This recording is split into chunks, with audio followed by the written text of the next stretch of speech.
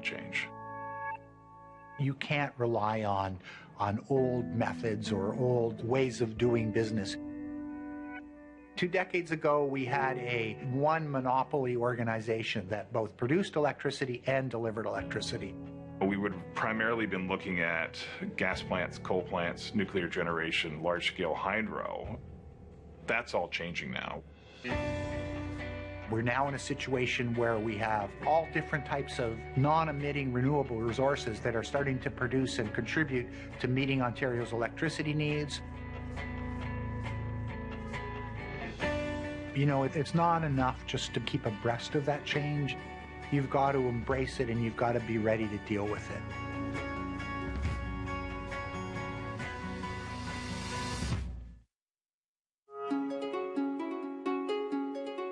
The IESO is in a unique position because we do really sit at the center or at the heart of the electricity industry in Ontario. We're relied upon to be the energy experts. So we need to look out 20 years and decide, you know, what's the demand for electricity going to look like 20 years from now? And then we build plans on that. We're trying to make sure that as we design a new market, that we're being agnostic to technological choices. Whoever has the best price comes in. But we've also got to be mindful of impacts on clean air. We can direct funds to these technologies that we think are developing, will add value. And so we've been funding, you know, flywheel projects, looking at compressed air storage. We've proven through this pilot we did with Elektra, which is called this Powerhouse program. You know, you can have a solar panel on your roof, you can have a battery in your garage, you can take the solar energy, store it in your garage, use it yourself for your own needs, potentially even use that to sell back into the grid, be a participant.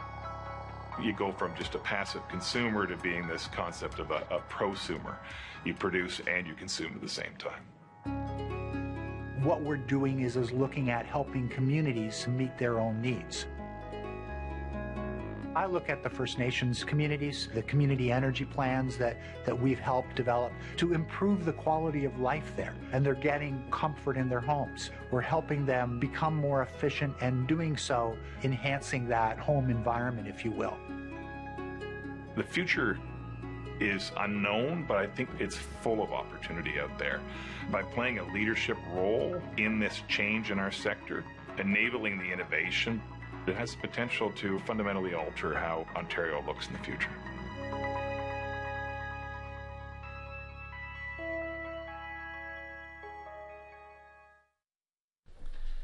So as everyone's returning into the ballroom, just before I introduce our next speakers, I just want to take this opportunity to do a little bit of a thank you tour. So the first stop on that thank you tour is for our Summit Organizing Committee. So to have an event of this scale, you've got to have a pretty dedicated team to put it together. So I'd like to recognize them by name.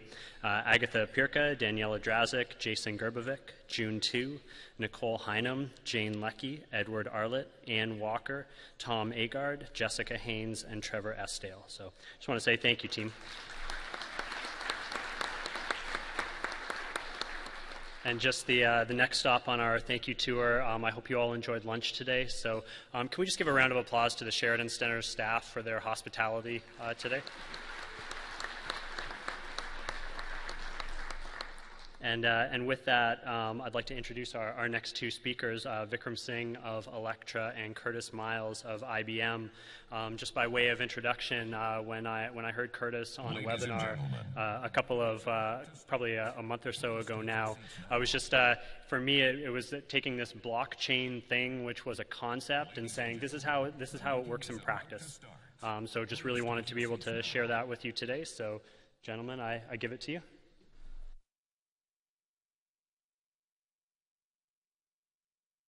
Great, thank you so much. Okay, so sort of good news, bad news. Good news is at the end of this 30 minutes, pretty much everyone in this room is going to be a blockchain expert.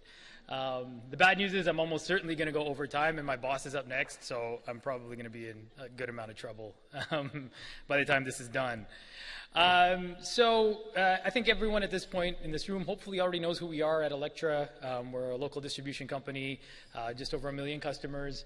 You know, one of the fun things about working at Elektra is that it's a very forward-looking company and is very willing to embrace sort of new technologies and new concepts like the ones that we're going to describe to you today. So I want to start off basically by giving you a little bit of a sort of, you know, stage setting here about, you know, what is the real motivation for why utilities in our sector needs to change, right? And I don't know if there's an existential threat facing our industry. I don't know if there's a chance that, you know, at some point we're all going to go bankrupt and that the utility value chain is going to be completely disintermediated. But I do think that there's going to be a threat that we don't capture a lot of the potential value that's out there, that this is a once-in-a-generation transformation, and that if we're not careful, not only will we get disrupted, but we won't be able to take advantage of what's happening. So this won't be the first time that the energy sector has been compared to a circus, but it's a very specific reason why I'm making the analogy.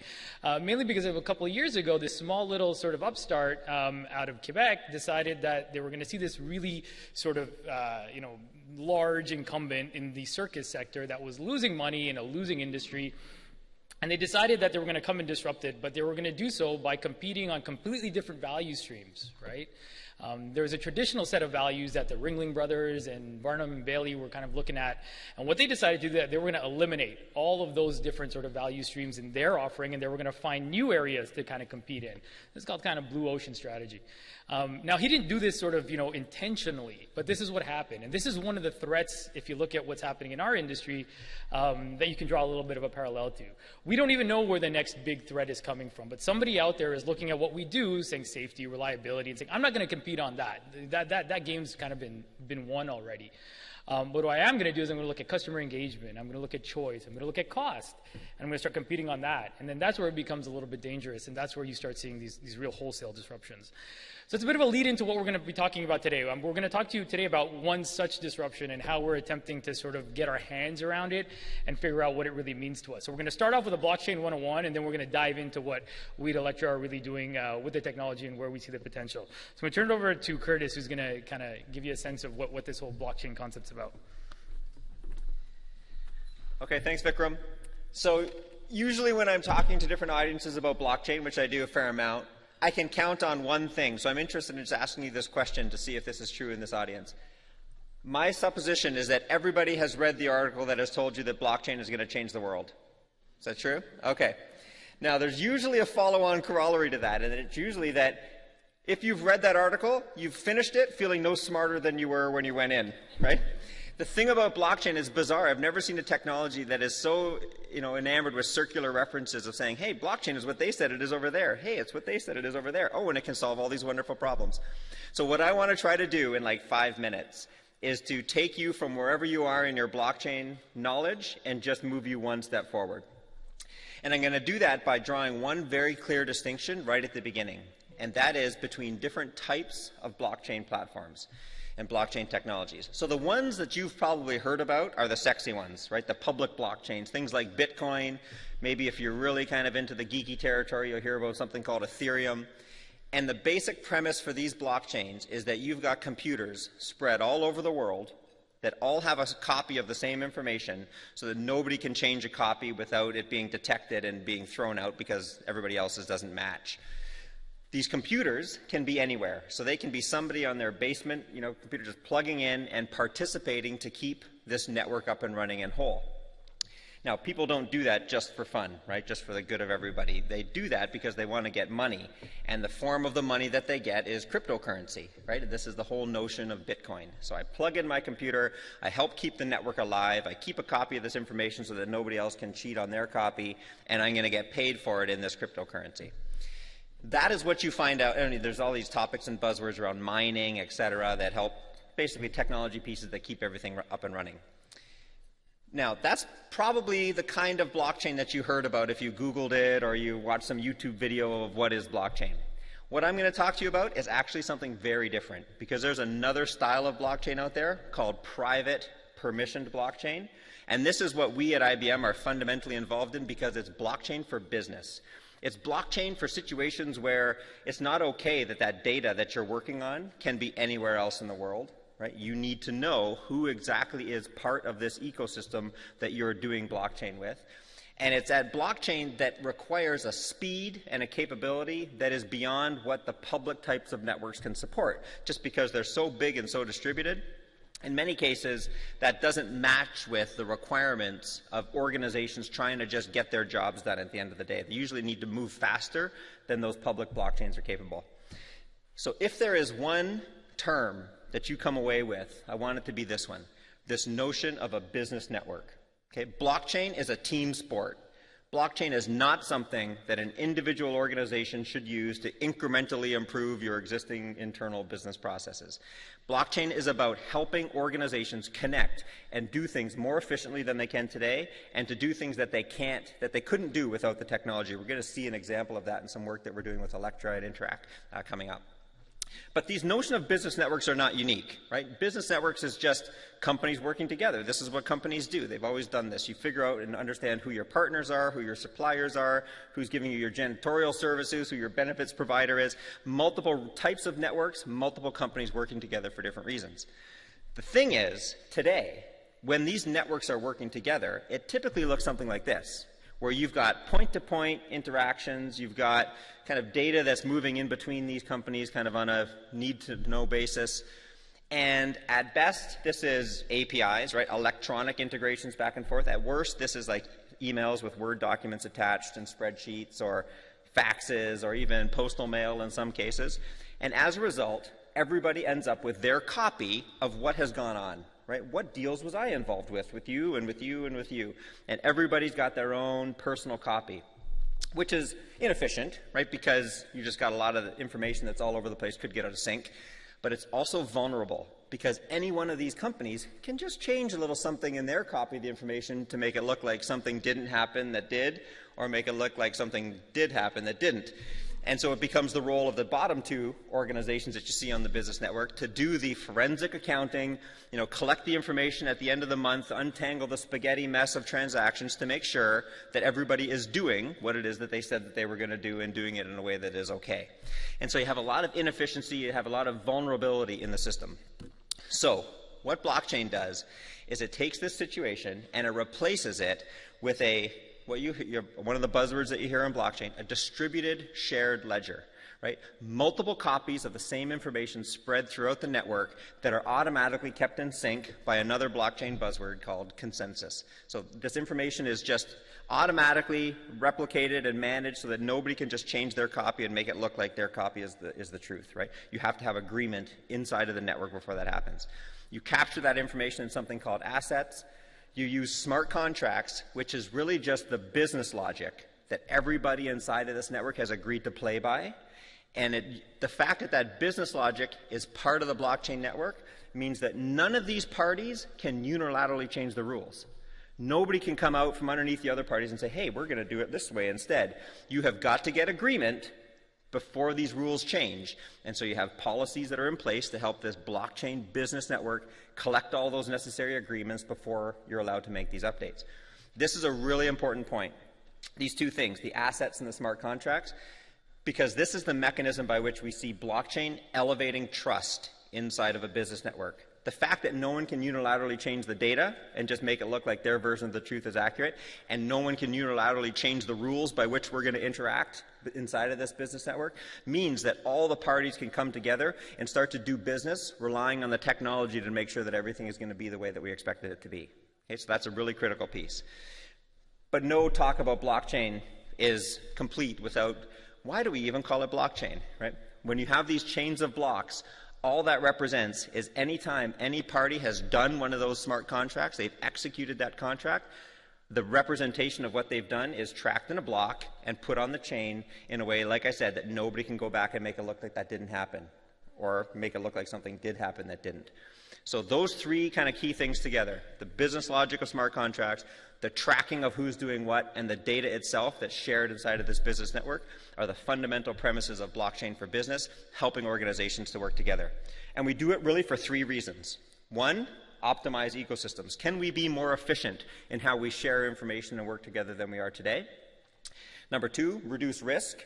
Like I said, no one can change the rules, so now I don't have to bake in as many contingencies when I'm interacting back and forth with you, because I know that we're going to be doing things the way that we have agreed to. But the last one is most interesting to me, creating new value. The ability to do things collectively together that we could not have done without the technology. The ability to convene conversations between different types of organizations where we have this underlying fabric now of technology that allows us to be very efficient and very trustworthy in how we interact is something that is very powerful and very profound. And I think we're going to see a good example of that when we start to talk about some of the work that we're doing together. So that's my blockchain in 5 minutes. Hopefully you learned something. All right, thanks, Kurtis. So this is a point in the presentation where you all stand up to rousing applause and are completely bowled over by the power of blockchain. We just completely transformed your entire thinking, and it's entirely obvious how this will be applied to the energy sector. And you guys totally missed that cue, because I see a lot of somewhat blank stares still in the audience. So clearly we're going to have to get a little bit deeper here to bring you guys around. And that's totally understandable. It's not obvious how you apply blockchain into the energy sector, right? Blockchain, everybody thinks, is going to be this thing where you unpack a box and blockchain pops out and solves all your problems. It's kind of not how it works. You have to look at the fundamental architecture of what blockchain brings and compare it to what the energy sector needs. And we'll try to sort of explain how that worked. So our journey into blockchain started actually with Powerhouse. So I was a program lead for Powerhouse, which for those of you who don't know, it was a program we developed. It's behind-the-meter residential solar storage. It's 5 kilowatts of rooftop solar, 11.6 kilowatt hours of battery, lithium-ion battery technology that's aggregated into a virtual power plant. So we as a utility own these assets, and we dispatch them in order to solve a bunch of grid problems, right? But we don't just solve grid problems, we also want to share some of that value with customers. Now the customer value side is fairly obvious, right? You basically have customer savings, you have resiliency, and you have the ability to generate your own clean power. This is actual data coming from our Powerhouse fleet, which was about 20 customers that we have right now enrolled in the program in our service territory. What we've seen is tremendous feedback, right? The system's performed really, really well. We've gotten a bunch of sort of use cases that we feel like we've sort of eked out a little bit of the finer points around the customer engagement piece, and the resiliency was actually a lot more valuable than we had anticipated. The trickier part was figuring out that grid balancing part, right? The grid balancing part of the equation. Mainly because there is no such thing as a distribution level sort of retail market or wholesale market for energy service, ancillary services market. You've got it at the system operator side and the wholesale side, sure, but we don't have an equivalent sort of on the distribution side. So what we found out is that these assets, and this is again real data from the Powerhouse feasibility study, what we found out is technically these assets tick basically all of the boxes, right? Edward was one of the collaborators on that report, and we were really enthusiastic about the technical potential of an aggregate group of these assets and what they could do. Now there was some debate. Where is the point of delivery? What do you use as a baseline? Yada, yada, yada. But that's in every market service question, right? The real challenge was, how do I translate this into a market product? How do I take this, capture the value, quantify the value, then go out and procure and contract for it and measure and validate that it's been done, and then settle for it? So as you can imagine, within the existing utility confines or constructs, that's not that easy. Like, what am I going to do? I'm going to go out and I'm going to integrate this into my CCNV or my CIS system. It's going to take forever just for the integration piece, and then you open yourself to a lot of different sort of areas of scrutiny. So there are a lot of different sort of checkboxes, which I found we had a lot of barriers to. So then along came blockchain.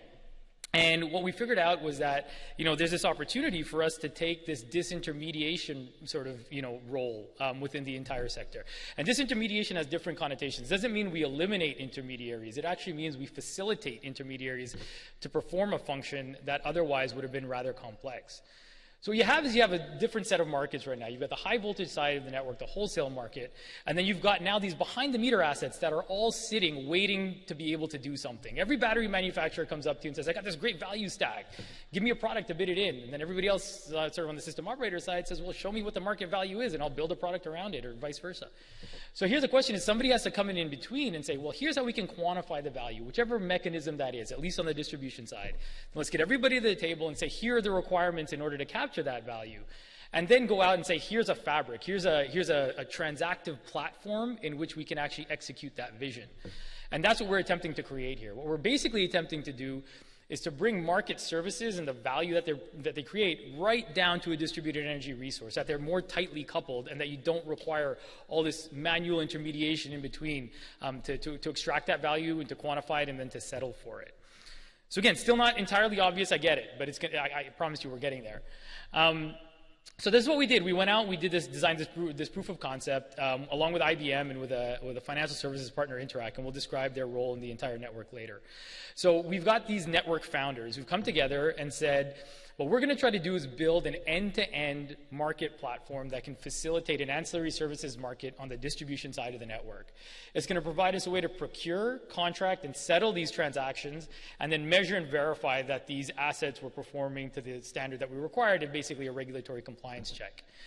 And then what we also wanted to do is take that and find a way to track attributes to the generation that was produced in pursuit of those ancillary services.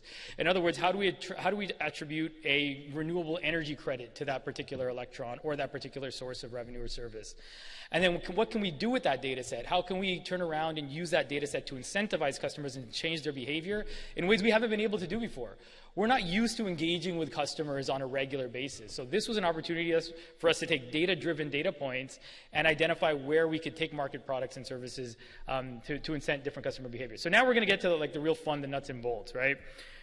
Kurtis is going to launch us and kick us off here where we're going to do an interactive demo as to how a blockchain network might work. And you guys are all invited to play. So anybody here who has an Android device or an Apple device, if you have a BlackBerry device, and you're probably used to hearing that this is not going to work for you anyway, so don't worry. But anyway, you can sort of navigate to this URL, and then Kurtis is going to take the helm and walk you through a bit of a setup as to what we've built out as an initial proof of concept. The URL, ibm.biz/BC4energy. BC, the number 4 energy. I'll give you a second just to burn that into your memory, but it's going to be up there when I switch my picture here. And you can see it, hopefully you can see it up on the top left. It's not too small. ibm.biz/BC4energy. It might take you a second to come up, but when it does, you should see what I'm seeing here on the, where's my cursor here? Right here, on our mobile app that's on the right-hand side. And what you're going to have an opportunity to do, and I'll walk through it here myself, is you're going to sign in and you're going to get to move into this neighborhood. And you get to pick the type of house you want to have. You're going to assign me this house. When you get to this phase, don't move so quickly through that you forget to click on the face, because when you do that, you get to pick what you look like or what you wished you looked like and how you're going to show up in this game. So I'm going to be this guy with a hat because I like him. You can give yourself a name and pick your neighborhood. So I'm going to move into the north end and click on Get Started. And so there I am, and I can see some other faces popping up. Now there's only 40 houses, so not everybody will get there. So you, if you're late, you might get the neighborhood is full, no real estate left message. But the idea here is that you are now a participant inside of this community where this blockchain platform-based solution that Vikram has just talked about is running. Now, if you remember what I said before about the key thing on blockchain, what was the word? What was the term? Right? Business network. Who are the organizations that are participant?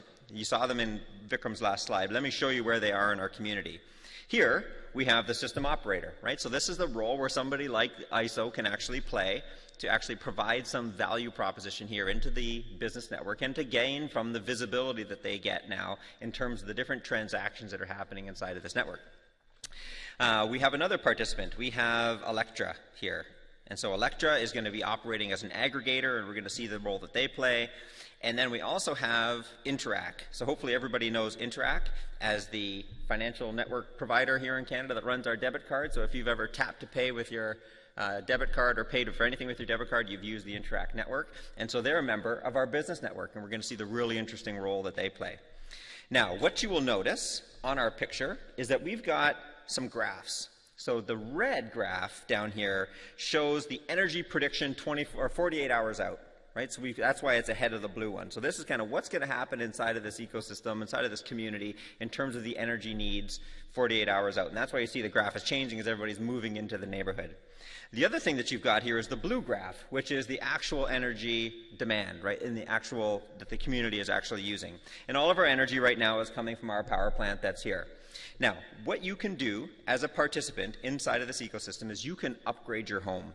And so you can upgrade it across 3 different categories. You can increase the energy efficiency, and you play just a little game to be able to do that. It's a super simple matching game. Let me play it once here, and we'll see how I do. And the whole point here of the game is to emphasize the fact that making these improvements to your home is not free, right? You've got to put in some time and some effort. So here I've just put in some time and some effort, and I've upgraded my home to have smart lighting. And so my upgrade is applied, and I'll see that my energy efficiency now goes up. My own personal graph on my mobile app will show that that is happening, and we'll be able to see that upgrade be applied. Let me just go ahead and do one more upgrade here. I'm going to put some solar panels onto my roof, and so I can play my little game to be able to do that. Playing this live in front of everybody is always fun. Tests my skill under pressure, which sometimes is not very good. Oh man, I'm dying today. This is not good. I need somebody else. I need somebody else up here. Okay, I'm getting there. I'm getting there. Where is that one? There? No. Okay, I've seen that one before. Okay, here we go. And I had, look at that, still 40 seconds to spare. I'm a pro. Okay, so I've just upgraded now my solar panels on my home, and we'll see that my energy generation capability is now there. Now, what we'll notice in a second as Vikram comes back up and takes us through some of the market conditions is the value of having done that. But even so, as we've been upgrading our homes, we can see that we're changing the energy dynamic inside of this ecosystem. So my energy sources are now coming much more from solar and from home generation than it is from, or it's starting to be more from this power plant. And so if we all upgraded our homes fully on the energy generation side, we'd be able to turn the smoke down to zero, right? It would actually disappear. But let me turn it back over to Vikram to see what is the power of actually having this ecosystem where you can upgrade your home and see the impact that it has on the community. Okay, so now I get to sort of, live out a fun sort of fantasy. I get to pretend to be the system operator here, where we basically have this mechanism of now engaging with all these customers. So if you look at this now, it's kind of like we've got a bunch of resources, a bunch of assets in our network, and now we need some type of use case, some type of requirement or market service to be triggered in order to be able to dispatch those assets. So let's assume there's an energy estimate sort of adjustment that needs to be made by the IESO. And then what we're going to do is we're going to have an aggregator, in this case it's us, notify all the participants of this shortage. Right? And then what you're going to see is this notification come up on the app, right? And then you pick which assets you want to contribute to that particular service, and you click submit. Right? So now what you're going to see is you're going to see this adverse weather event show up, and as a result of that adverse weather event, there's going to be a shortage in the energy network, in the sort of on the procurement side, and these assets are going to dispatch in order to fulfill that need. So as you do that, we're actually compensating you. You're actually seeing the energy savings go up because we're actually paying for that market service as it's happening. Now, in and of itself, what we've shown you up until this point, it's a good opportunity to pause here for a second, because what we've done here is pretty powerful already. What I've done is I've created a dynamic way to go out, procure, contract, and settle for a market product all on the same fabric and on the same platform. These are real dollars. These are real measurements coming off of real inverters that will be able to be measured, verified onto a chain that will be secure, and every peer participant in the network will host a copy. In and of itself, this is already incredibly powerful. What's amazing is that you can take that same market service and product and turn around and change the requirements for it almost instantaneously and be servicing a completely different market product. So in other words, a demand response product isn't a demand response product for life. It's designed that way now, but I can turn it into a frequency reg product, I can turn it into operating reserve, I can turn it into anything I want. And the reason you do is because you have this concept called smart contracts. Every time a customer opted into each one of these different services, they were executing what's known as a smart contract. They're saying, not only am I participating, but I'm giving you the terms for which I'm actually going to participate and what you're going to settle for in terms of financial value. So Interact has brought another sort of really interesting aspect to the game as well, which is this notion of tokenizing that value through a mechanism called energy coins. So we have this notion where we have these energy coins, and Interact can then open up a marketplace that allows you to trade that generation value that you've contributed into something other than just fiat or currency. You've got these marketplace participants who can come in and say, I'm now going to be able to trade the value of your energy coins. As you see, you're now accumulating something called energy coins, and they're able to trade that value now in an open marketplace for something that's somewhat disconnected from their value in the currency markets, right? Which is really, really interesting. It opens up a lot of questions, but the main reason we did this, we said one day somebody might want to produce or participate in an energy services product and not exchange that for dollars. They might want to exchange it for a USB USB drive or headset or a latte or whatever it might be. And we want to eliminate the friction in the market that requires you to make that conversion. We want the market to drive that. So again, not entirely obvious, but this is kind of where we are right now, or this is kind of where we started, rather.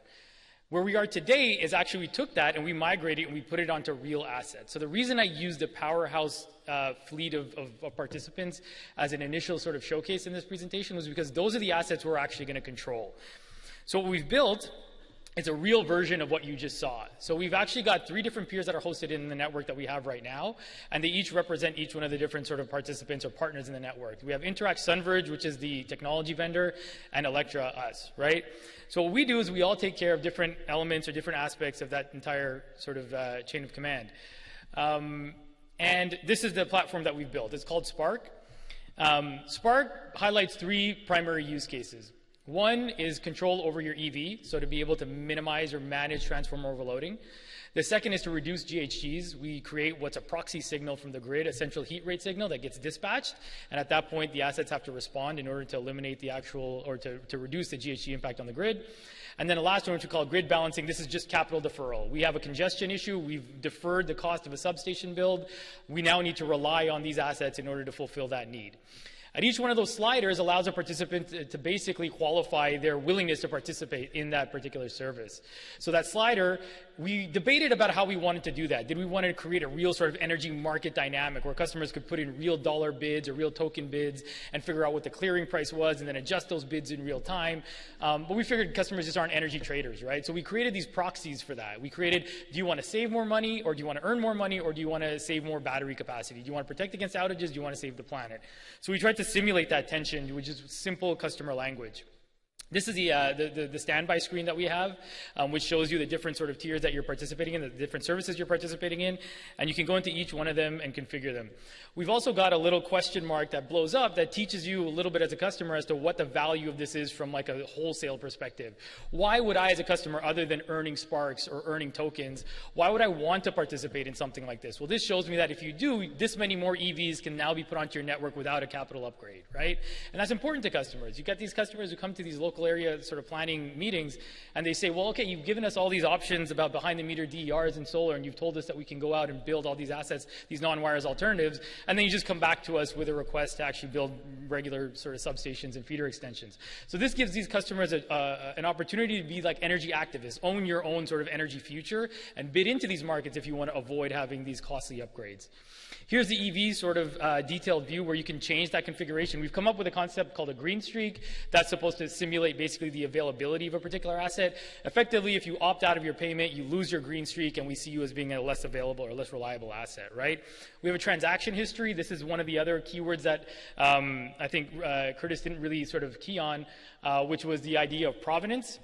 Every time, one of the big advantages of blockchain is that you can track where these different sources of value come from. So I can develop an energy coin or an EV coin or a capital deferral coin, and each one of those can be traced back to where that coin was generated and also traced forward to how it was spent.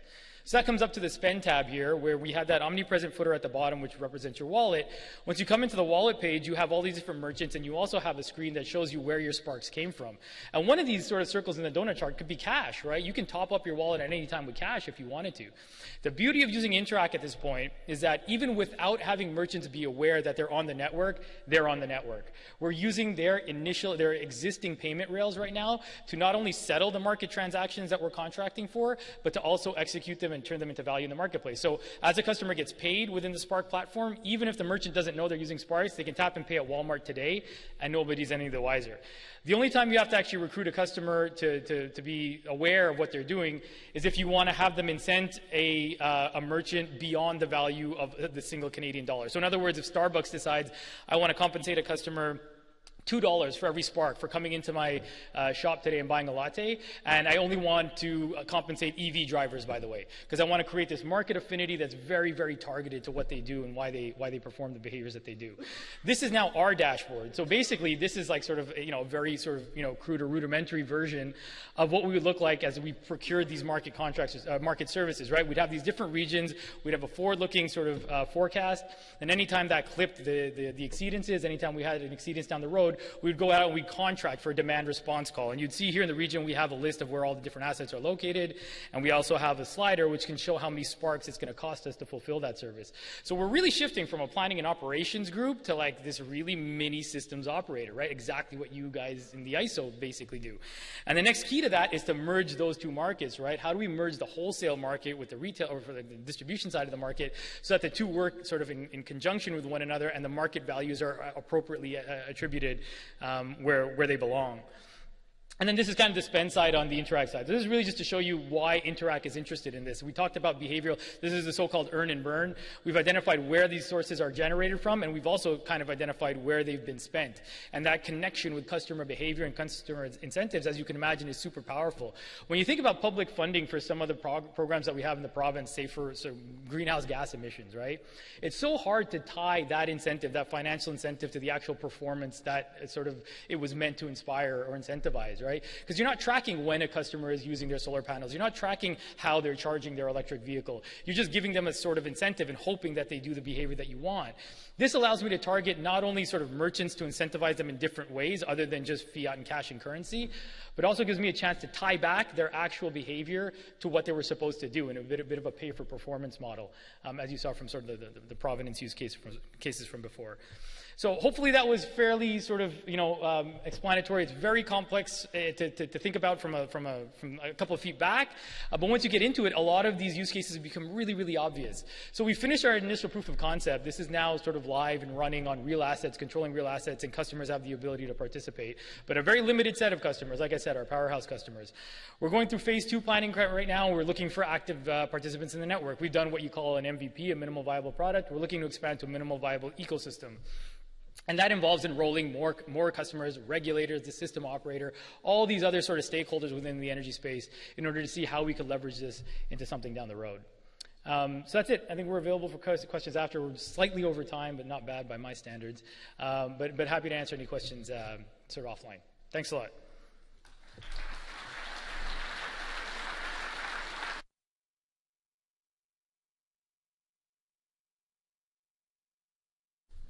Guys, thank you very much for that. Really appreciate you taking us through that example. What we'd like to do now is transition into the next panel discussion. So I'll invite those panelists to come up now, and the panel itself will be on transforming the energy network. So this talks a little bit about the Energy Transformation Network of Ontario and the work that they're doing, not only to rebrand themselves from the Smart Grid Forum moniker, but also to say, what is the scope given all this innovation, all the innovative products and projects that we have talked about today. So David Mcfadden is going to moderate this panel. He has a wealth of experience in the sector in addition to being part of the Energy Transformation Network. So David, let me hand it over to you. Well, thank you very much. Well, good afternoon. You lucky people are going to participate with us in looking at the transforming of the energy network. Now, over the next hour, we're going to be essentially exploring the transformation of Ontario's energy system, which can be expected and may well be necessary in response to the range of factors and forces which were discussed up till now in the conference, everything from consumer demand, development in new business models, deployment of distributed energy, and new technologies. So that's what we're going to look at. So we're going to do an overview. And then what we're hoping to do is to get some real input as well from the audience, and I know we've got some survey questions available on Slido. Now, we're going to focus in on 3 particular high-level topics. The application of innovation in a heavily regulated industry, like the transmission distribution industry, the changing role of utilities in light of this, and then the impact of technology on the transformation. Now, we have 3 very knowledgeable speakers on our panel today. Each of them bring it, though, from a different perspective.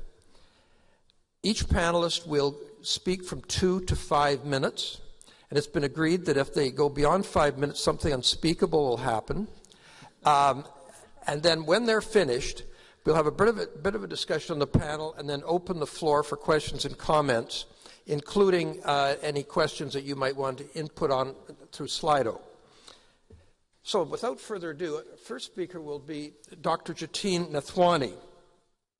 Jatin is the Executive Director of the Waterloo Institute of Sustainable Energy and the Ontario Research Chair in Public Policy for Sustainable Energy at the University of Waterloo. Jatin is also the co-director of the consortium Affordable Energy for Humanity, a global change initiative, whose goal is eradication of energy poverty worldwide. Now, in addition to his outstanding academic work, Jatin is a member of the Council for Clean and Reliable Energy and is also a member of the Energy Transformation Network of Ontario, having served previously on its previous name, the Smart Grid Forum. Dr. Jatin Nathwani. Thank you, David. I'll be brief and I'll stick to your 5 minutes constraint, but let me begin by perhaps getting your attention. So if I were to say to you, goodbye to electricity price hikes, stop paying for the power you use, your electricity bill equals 0, flat rate power, no electricity monthly bills. And you might say, what's this guy smoking, right? Sounds too good to be true? This is the business model of a successful new entrant in the electricity sector, not here in Ontario, that delivered 14 gigawatt hours of energy, and the consumers who used that consumed about 8 gigawatt hours just in the year 2017. I'll keep it a mystery. This is an attention-seeking device. I'll be happy to answer a whole host of questions around what were you talking about when you mentioned that. Let me make my brief remarks in the following way. Transformation of the electricity system. What drives it? What is necessary? What does it really look like?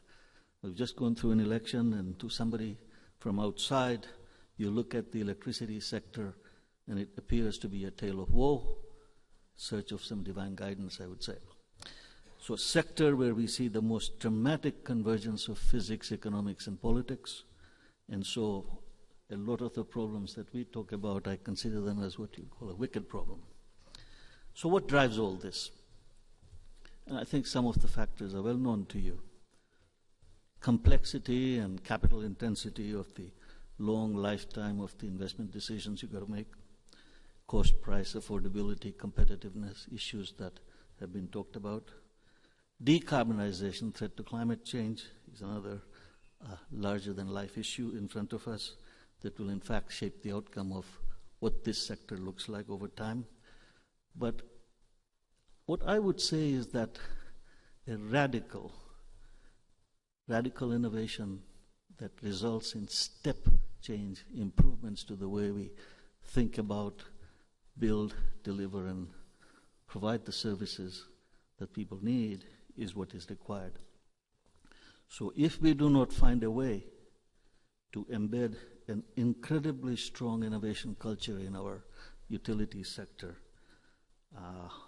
and only pay lip service and platitudes that we've seen over the last perhaps 5 or 7 years, we will not be able to deliver on what you might call affordability and quality of service that people need.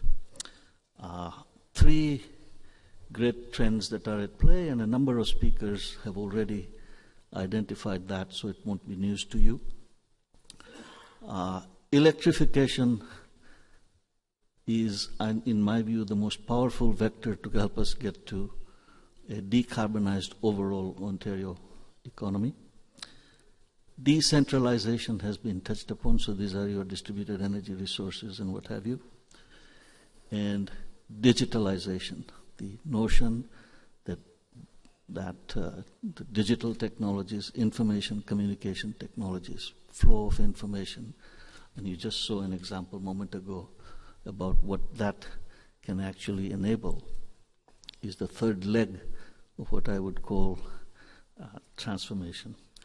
All this translates into a whole range of new business models, let's call it, and the kinds of things that we need to begin to come to grips with. I have a number of examples and things I would like to bring through in the spirit of discussion that would forward, but these are my brief early remarks to at least get you to say, don't press the eject button on this guy yet. Well, we're not, obviously. We've got to hear about how we get free energy. Anyway, well done. Thank you. That was a great way to get us started, and I'm sure the next 2 speakers will be equally as interesting. Anyway, we're going to move on now more from the utility sector, and we're going to hear from Natika Sath, who's Vice President for Advanced Planning at Elektra. We just heard a presentation from Elektra earlier on. Well, Natika is going to speak to us in her role as being responsible for analyzing and developing leading-edge innovative technologies for the company. Now, prior to joining Elektra, Natika was the Chief Marketing Manager for Nissan Canada, where she was responsible for the launch of Nissan's all-electric Leaf vehicle in Canada. She currently serves on the board of Smart Grid Canada and the Electric Mobility Canada, and is chair of the board of NSERC's Energy Storage Technology Network. And like Jatine, Natika served on the Smart Grid Forum and is now a member of the Energy Transformation Network of Ontario. So over to you, Natika. Thank you, David. So building on, Jatin, on your comments of the 3Ds, you mentioned digitization, you mentioned decentralization as well as decarbonization. I'm going to throw a fourth D out there because, in my opinion, that lies in the center of this whole disruption of our sector, which is democratization.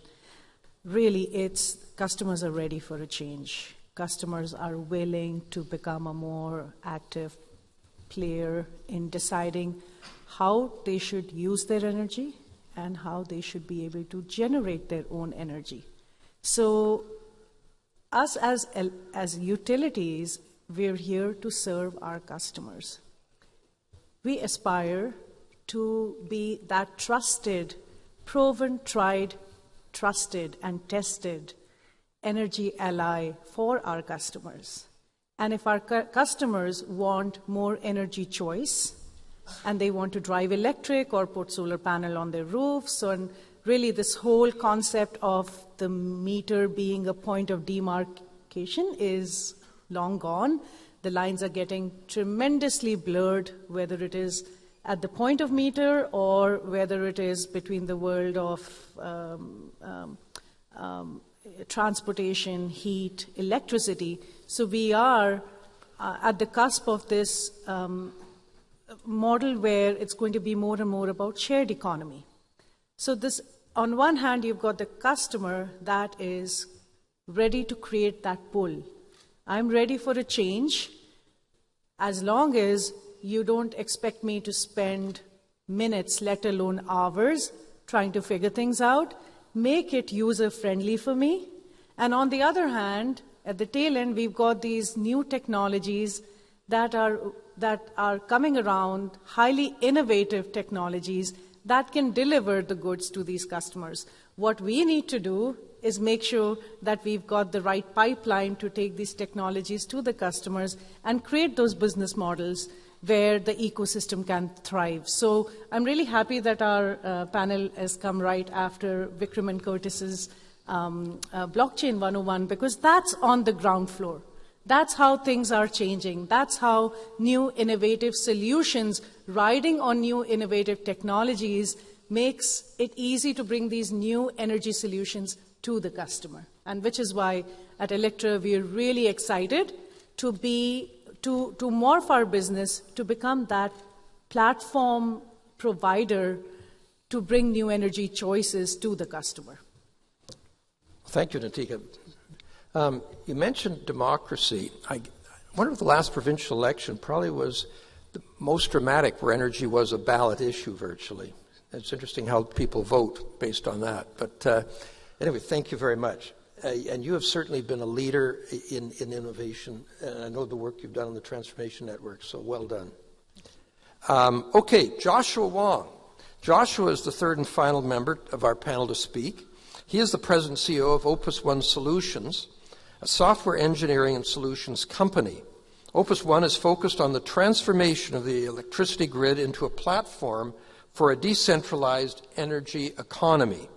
Now, prior to joining Opus One, Joshua was the Director of Engineering at eCamion, a grid-scale energy storage provider. And before that, I'm pleased to say, Joshua worked at Toronto Hydro, where he was the head of smart grid deployment. Joshua. Great, thank you very much.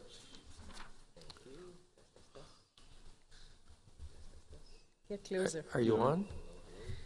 Uh-oh, technology is tough. You know. The engineer forgot to press the button. There we are. All right, good. So it's always fun following behind Nitika and Jatin. So let me start by concluding the last D of the 5 Ds I know, which is actually deregulation, but that's a common... We did not plan this. No, we did not plan this. I'm just following... What do you mean? We had very detailed planning for this panel. Oh, totally. No, great moderator. But I think deregulation completes it. Definitely for our sector, deregulation is not is overlaying on a regulated network. So knowing that it's a critical infrastructure, we need to strike a fine balance between what's competitive markets and choice, along with ensuring the least cost of supply and delivery to the customer. So from our perspective, we are a software company, so our goal is really to partner with the energy ecosystem, specifically the electric utilities, to encode and realize in practice and allow scaling of the strategies that our industry is facing today, around the transformational nature, the innovation, the need to manage data, the need to perform advanced analytics, etc. And if there's any one thing we stay focused on, and that is the grid. Now, there's many different aspects of innovation here, from electric vehicles to solar and wind to blockchain technology, storage, etc. But the grid is the physical ecosystem, the physical network, the electron highways, the original platform that underlies our industry, in which we then overlay an information and data highway. So from an assets platform to a data platform, and now most recently with the discussions around blockchain, discussions around transactive energy, discussions around next phases of net metering, and perhaps ultimately the distributed system operator, the DSO network, overlay a market and economic layer on top of the data highway, on top of the electron highway. So fundamentally what we do is we model the grid and the interactions that goes along with the grid, stay true to the network that connects us all, because as we know from today's economy, platform networks are ultimately valuable to connect people. We are not as effective or efficient when we stay islanded to ourselves and become siloed from the rest of the ecosystem. So focusing on a network and the grid itself, we model it in software, create a digital twin, as many people call it, a simulation of that. And we enable 4 key application areas that we focus on as a company, which we believe paves somewhat of a roadmap for the industry. Number 1 is planning. Utilities have been, well, you run an advanced planning team, but utilities have been planning for decades and decades and decades. And the majority of the capital infrastructure and spend, and also the majority of our rates, actually is connected to how we plan around our grid. So, but planning is being driven to change because in the past, planning has predominantly been top-down, one time, worst case, done once in several few years or so, and that became the rate-based plan for the next few years. Whereas bottom-up is really driven by customer choice, DER interconnections, weather, outages, etc. So how do we bring those two planning worlds together? And what that leads to is a few of the major trends that's coming around: hosting capacity analyses, time series analyses, probabilistic and stochastic analyses, as well as leveraging the value of energy resources, DERs, in how utilities plan today. So that's number 1. And then we bring it into operations. For example, we are running a project with Hawaiian Electric now on Oahu with 300% penetration of DERs. So how do we, when DERs get so high in saturation, how do we plan around the safety, security, reliability, quality of the grid? And really hosting capacity starts becoming critical. And how do we bring hosting capacity into real time, similar to how, let's say, transmission systems have been running stability margins that determines the stability of the wholesale grid. The bulk power grid, now distribution needs to be protected and adaptive with DERs. And optimization becomes the key. I think many people globally in this industry believes optimization is the key to unlock value, both from planning and operations. Third is really large-scale resiliency, feeder-level microgrids. I think 2 weeks ago, we just commissioned 1 megawatt of power packs in Nova Scotia Power. So for feeder-level resiliency, I think that's a significant part, especially when DERs can be customer developed as well as utility developed. How do we bring those two together? You have the resources, and if we all believe that resiliency is likely the most valuable service that a DER can provide, how can we leverage the resource capabilities, supply, demand, storage, flexibility on both sides of the meter for large-scale resiliency? Last but not least, continuing or wrapping up with the 5 Ds, really is combining deregulation and democratization is really around transactive energy. And Vikram and Kurtis did a fantastic job on the blockchain part of the equation. If you look at the definition of transactive energy, it's really around, or currently with Gridwise Architecture Council has been described as using the value of energy for basically operations and now expand that to planning. So how do we really go from understanding just kilowatt hours and kilowatts to understanding around the value of energy and how we plan and operate? The wholesale market does that all the time. We think the distribution system can use that. Market forces is one end of the spectrum. The other is really back to non-wire solutions, planning, operations, investments. That is transactive energy brought back to closer to the current business model. With that, back to Jatin's point, which is I think with lots of innovation in planning and operations, that's incremental innovation. But I think the stepwise change in innovation for our sector is when we start looking at the business model of this space between utilities, consumers, prosumers, developers, aggregators, market operators. That's when we can create as we firmly believe, an actual decentralized energy economy that is environmentally, technically, and economically sustainable. Joshua, thank you very much for that. I should tell you, I've never been able to get any clients or any business in Hawaii. It's a good place. I imagine, from December to April, anyway, it's a good time to be there, unless you're on an island with a volcano. But other than that, anyway, it's a good place to be doing energy work. We actually have an employee there, and she's safe right now. She's just a few blocks away. Well, I thought what we talked over with the panel was some overarching issues we'd put forward for the panel to discuss, and then we'd like to get the views of the audience as well on this. And what we thought we'd start off with is the issue of the emerging role of LDCs, the innovation space. We've talked a bit about that this morning and into the afternoon. Now, some people argue that LDCs should and must have the lead role in transforming the energy network. There are others who would argue that, well, LDC is a little too staid, they don't have the vision, the human, the financial resources to do it, that they're a bit of a blockage on transformation, and that really the transformation should be pushed by the private sector with its entrepreneurship and financial clout, technological capabilities, that they're best to lead it, and that the utilities sort of follow in the train of what the private sector would want to introduce to the market. And we heard a little bit about that on one of the panels. I'd like to throw that out to the panel now, the real role of LDCs in innovation. And as we talk about the transformation network, what is the appropriate role of LDCs in this whole piece? Who wants to take it first? Jatin, we'll just work down the tail. Thank you. Much has been talked about into the death spirals of utilities and what have you. And I'm not going to go there. I'm very much, perhaps you can guess my ethnic origin, a rebirth kind of guy.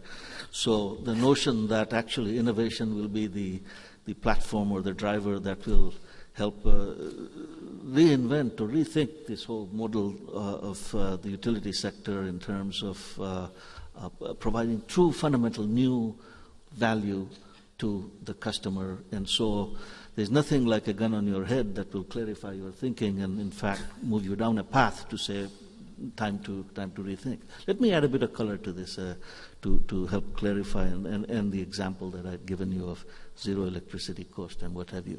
Joshua has picked up on a number of words and thematics that I would have talked about in terms of ecosystem, the energy ecosystem, the notion and the power of information flows that connects real-time data, pricing information, and so on, to the physical energy system. This is what the LDCs, of course, are owners of assets, and that physical system isn't going to disappear. The model of your revenue base being delivered on a kilowatt hour delivered might change to something else, but the physical system is still the backbone that will be required to, in fact, realize this new value that we talk about, that information flows will begin to play a much larger role. So this then begins to blur the lines of consumer versus producer, EVs, the storage, EVs actually feeding power back to the grid, not yet there, but over time they will. And there's a whole changing nature of who does what to whom and where the value is about to change. So all that is there, and we need to really think in terms of providing the kind of thinking capacity inside these LDCs to reinvent themselves and deal with these challenges of the new world that's about. If I have half a minute, I'll explain to you where that zero electricity cost comes from. What do you say? Do we allow them extra half a minute? Here's the reveal. All right, now this is the big reveal. Sonnen is the company, look them up. Germany, 20,000 customers. So this is what they do in simple terms, something like what Nitika's example of the 20 power homes. Solar roof, battery, an intelligent connector, which becomes the batteries become your virtual pool, but they're not just in the 20 homes in your community, they're in every city in Germany. So it could be in Berlin, Frankfurt, Munich, and wherever. And that company now has access to the pool capacity and can actually provide frequency control to the grid, can bid into the market when the prices are right, etc. And what they do to the customer is something like this. Buy my system, you get a little discount to get the battery. Buy my system, you get a little more discount to put the solar. And so there's a certain cost that the customer actually commits to buying. So utility is not investing in that asset. Now you've got a company that actually says at 90% the cost of the normal tariffs, that 30 cents a kilowatt hour in European terms, you'll get at the cost of 10% of it, this is the fixed amount of electricity you get in a year, which is essentially your consumption. And there's no bills, and for only 20 euros a month, kind of the flat fee that you charge, you're done. You don't get any bills. You go to electricity service, and the Sonnen, the company, has access to this pool of batteries that it can actually create new value and feed it back to the customers in terms of reducing their rates and so on.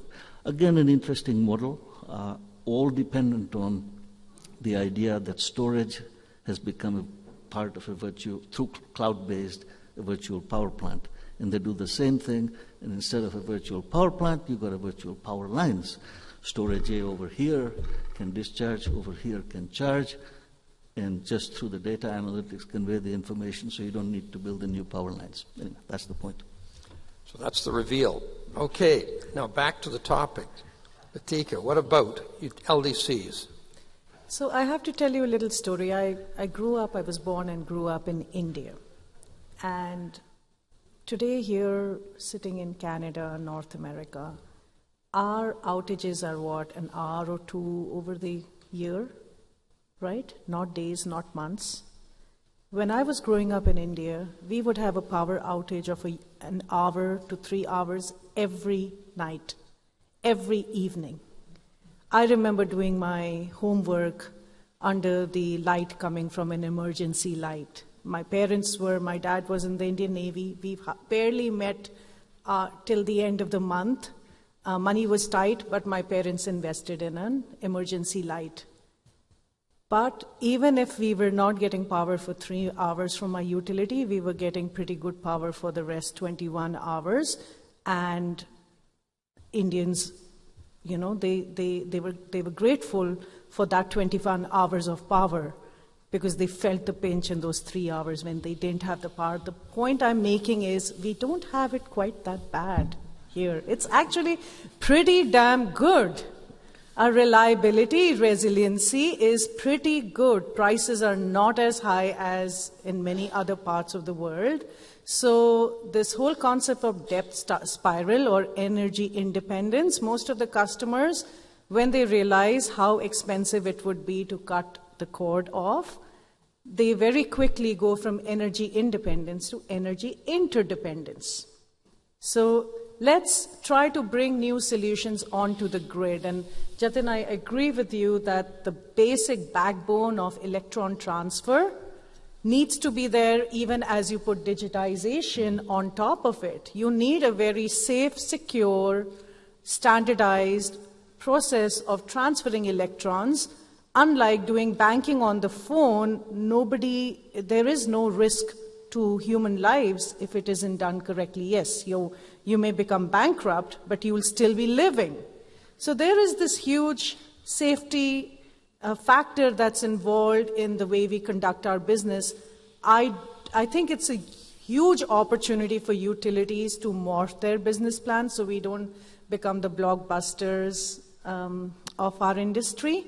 But at the same time, I think there is a huge need. There will be a continued need for utilities to play a large role, especially when you're talking about bringing in new technologies and setting up the ecosystem. When I was working for Nissan, it was like a tsunami. It was a huge, huge challenge just to get customers aware of what electric vehicle driving was. My first year of going out and setting up ride and drives across the nation from coast to coast, and the most common question asked was, will I get electrocuted if I take this car to a car wash? It seems funny today, but it was a very, very real question, and I would try my best not to roll my eyes and just answer that question in all earnesty.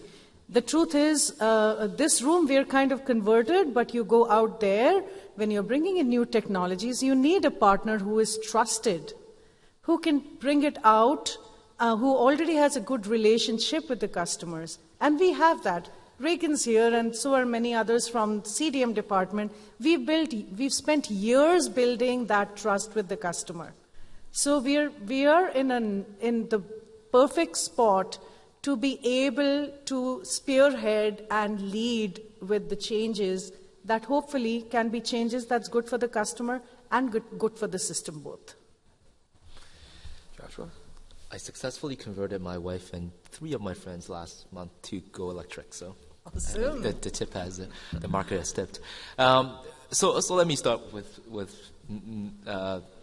not India, but last week I was at EEI, and we paid EEI's Edison International's annual meeting, and we paid a half-hour tribute to Puerto Rico, and people were out of power for 6 months. It was very, very touching, and it's a great reminder that, hey, this is critical infrastructure. This is a necessity of life.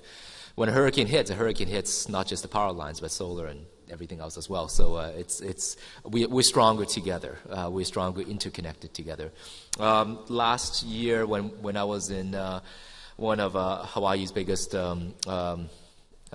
energy conferences, one of the elders were teaching about the meaning of aloha, and so when I went up, I said, our aloha is to respect our land, and our land here is actually the grid. This is where we bear fruit. This is where services are made. This is where people's houses are powered. This is how we do business, how we can be in a basement and everybody, all of us can still convene here to have a fantastic conference. And so an analogy I always use is actually that of Amazon, because they have done a fantastic job in transforming the logistics, the commerce space into something that is highly digitized. It is a marketplace. It is the biggest online marketplace. But you still need roads and highways. You still need FedExes and Purilators and UPSs and Canada Post. And that's like our space, which is we still need a highway to transport electrons. We still, the major difference is our highways are very much aging. It's congested sometimes. And it's very complex. It's a three-phase AC unbalanced network. It's even more complex than a traffic system. And we transport goods on top of that. Now, where customers are coming from their side is the Amazon side of the equation. Why can't we do Airbnb here? Why can't I I'm a demand. If I have a supply, am I still not connected to everybody? So it doesn't really make sense to be on an island as well, except in very isolated cases. Backup power is great, though. So how can, coming from the Amazon space, the markets will find a way to work around infrastructure if infrastructure doesn't evolve. But the existing infrastructure has a significant leverage to become the new platform for what the customers are looking for. So back to the equation of how do we transform the highway into not just bricks and mortar, poles and wires, copper and oil for what customers are expecting in terms of choice, in terms of green, in terms of information, etc., but be the new Amazon of the world. And we can collaborate together. I think the LDC is a key enabler of what innovation will go. It is the best way to set it as a new standard, not just a science project or cool thing to do, but it sets the infrastructure is the standard on what society should go in the future, and how do we all work together on this within this ecosystem. Can we explore that a little bit around the whole area of policy, procedures, and rules? I remember about 17 or 18 years ago, Floyd Logren, who was chairman of the OEB at the time, and as chairman, first time where the OEB had any authority over electricity, talked about light-handed regulation. Some of you may remember that term, light-handed regulation. I think it's safe to say we do not have light-handed regulation in Ontario right now. In fact, if anything, it's becoming more and more intrusive. So we have to then deal, the folks in the utility sector, just following up from our discussion we just had now, are confronted with dealing with a heavily regulated industry. One of the things I think, except if there's people here from the OEB, most people would probably agree that generally speaking, regulators do not lead innovation. Their mandate is consumers, consumer protection, and so on and so forth, which is very legitimate. But they don't take as their mandate to lead innovation to get things changed. So my question is, in terms of looking at the Ontario sector and looking ahead to the transformations that will be needed, what kind of policies, procedures, or rule changes are necessary from a regulatory point of view to facilitate LDCs to really play a lead role, if in fact that's what they're going to be doing? And I think there's a general consensus on the panel that's pretty much necessary. Maybe if I could ask you, Natika, maybe to lead off with that, if you're comfortable doing that. So I would think you're right. Our business has been same old for so long that it has resulted in a very, very well-structured regulatory construct. And it worked really well when things weren't changing. Now, as we are pivoting and the industry is going to look very different, the same old regulatory framework will definitely need to be relooked. Maybe one way is not to make it as prescriptive, maybe have it more outcome-based or rule-based. It's more about, yes, we want to make sure resiliency is there, we want to make sure customer needs are met, customer choices are delivered.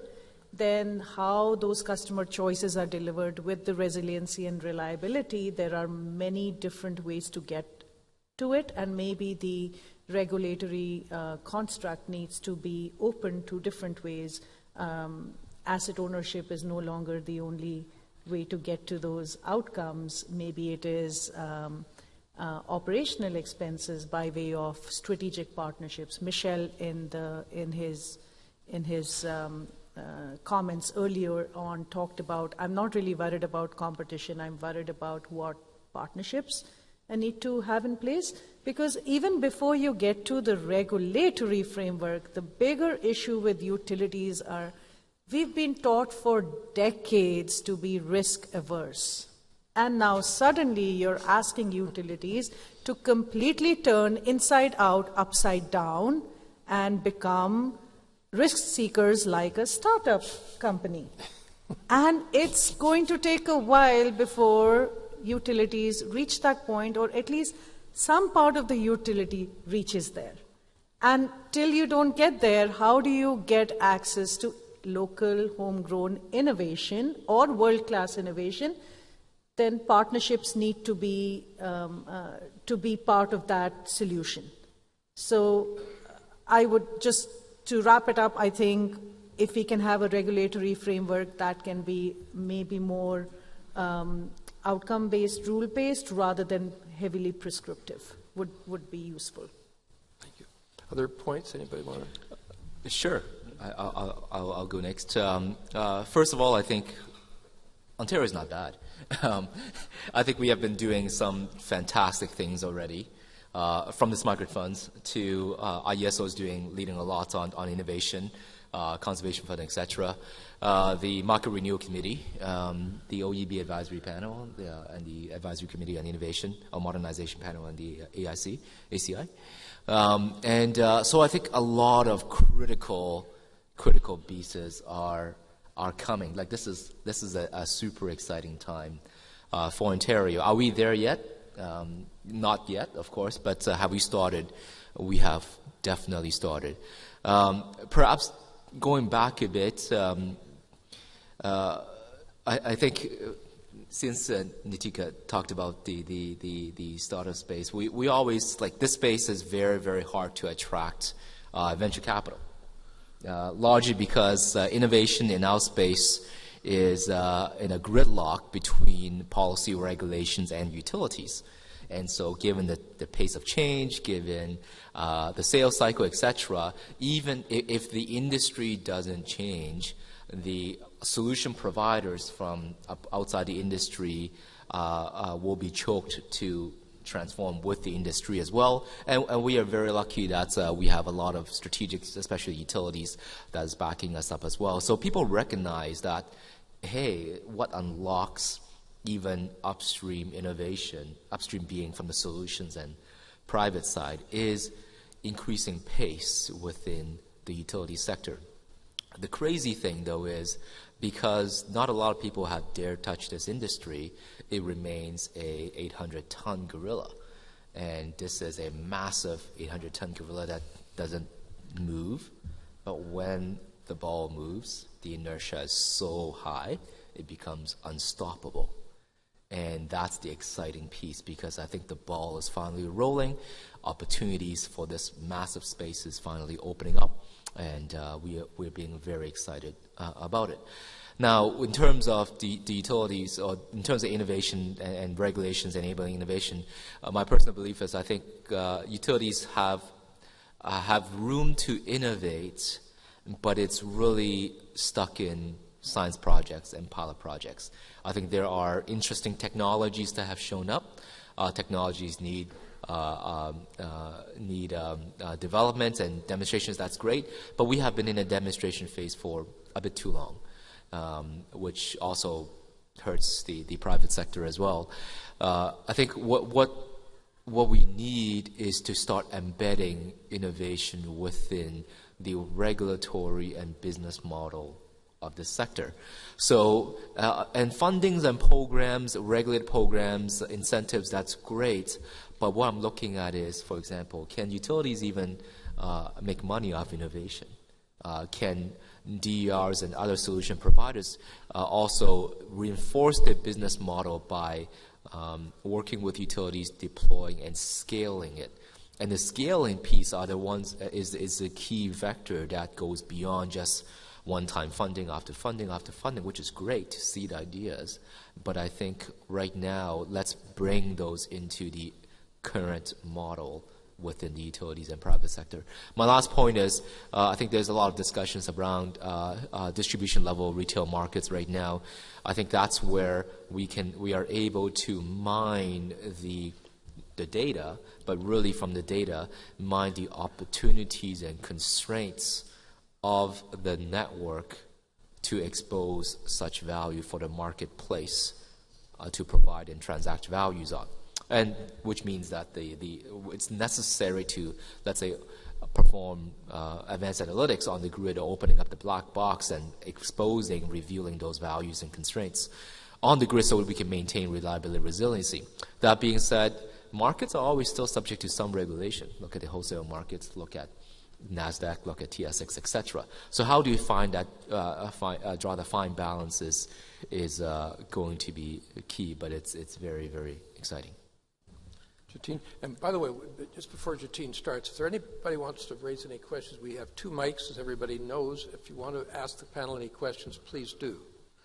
So I'm just trying to see if there are anybody at any of the mics. I don't see anyone yet. Jatine? Thank you, David. You began, there's an interesting paradox here, and you mentioned heavy-handed regulation as the construct of the way we organize ourselves in this industry. And then on the other side, the desire to, or attempts at, let's call it market with its invisible hand, trying to provide the right price signals so that the right things get done and allows us to get to the place we think we might want to get to. But I want to pick up on 1 or 2 key points to suggest where we may go here with solving this. So Joshua mentioned Puerto Rico. Grid is the critical societal infrastructure. Sad story in Puerto Rico illustrates that, and anyone can get there if you don't watch out too closely. The notion then that it is critical infrastructure, but grid, the critical service provided by the grid, although, is no longer just net kilowatt hours delivered. That we now really begin to get at the question of what else the grid does and how you put value in it. So these are balancing services, voltage frequency control, support, power quality, reliability, and so on. So the value proposition for being really connected to the grid is no longer about energy kilowatt hours delivered, but service reliability. So the grid actually now becomes your backup insurance, if you wish. This is the infrastructure that allows things to happen. Prosumers, consumers, different players come and play on this platform. And that gets you to the question of what I call new thinking about value of service. So we really need to decouple ourselves from the cost of regulation, the cost of assets, the cost of recovery, and so on to what's the value that this particular service provides, and how do we then regulate such that the basic infrastructure, this is critical, remains in place and there's a way to fund it, but that it is the basis on which you really create some new value and try to move the discussion away from the classic approach to dealing with the regulation of the grid. Thank you, Jatine. Now, Jessica somehow may be able to put some questions up. I don't know if people are still engaged in Slido or where we are, but there are some questions, or a couple of questions arising from this session you can vote on. I don't know if we can get them up or not. There's a question coming up. We have a question coming? Okay, that's perfect. Question. Yes, please. There's no oh, there it is. I guess Jatine said something that we all thought was crazy at the beginning, but in fact it's actually quite true. In a clean electrical system, the cost of energy production is zero because solar and wind is free. Even nuclear can't maneuver, so it dumps its steam when it's running. Hydraulic is free too, except for the government tax on production. So a clean energy system delivers its energy at zero. But in Ontario, we insist on slapping on anywhere from 7 to 10 cents per kilowatt hour on the cost of that energy, and it makes it impossible for me as a consumer to use clean electricity that's being dumped to displace my natural gas for my hot water and space heating. So we have the means within our power to actually charge nothing for our electricity. And as Jatin mentioned earlier, unless we start using that clean electricity to displace our fossil fuels, we'll never reach our carbon emission goals on our thermal energy sector, which is 4 times larger. The other question I have for, I guess, the panel as a whole is, since our peak thermal demand in the wintertime is 5 times higher than our peak summer demand, we can't afford to just keep building and building electrical capacity. We'll go broke. So there's got to be a way when we develop our network, and I'm talking about the energy network, not just the electricity network, that we use our thermal grid and our electrical grid sensibly. Otherwise, we'll blow our brains out financially. We've already made a few mistakes coming to 95% clean on our electricity system. We don't want to make the same mistake on our thermal energy system, where it's 4 times larger. Can I comment on it? The notion of what I actually like to talk about is what we call smart energy networks. I know this is an electricity summit, so Peter might throw me out of here.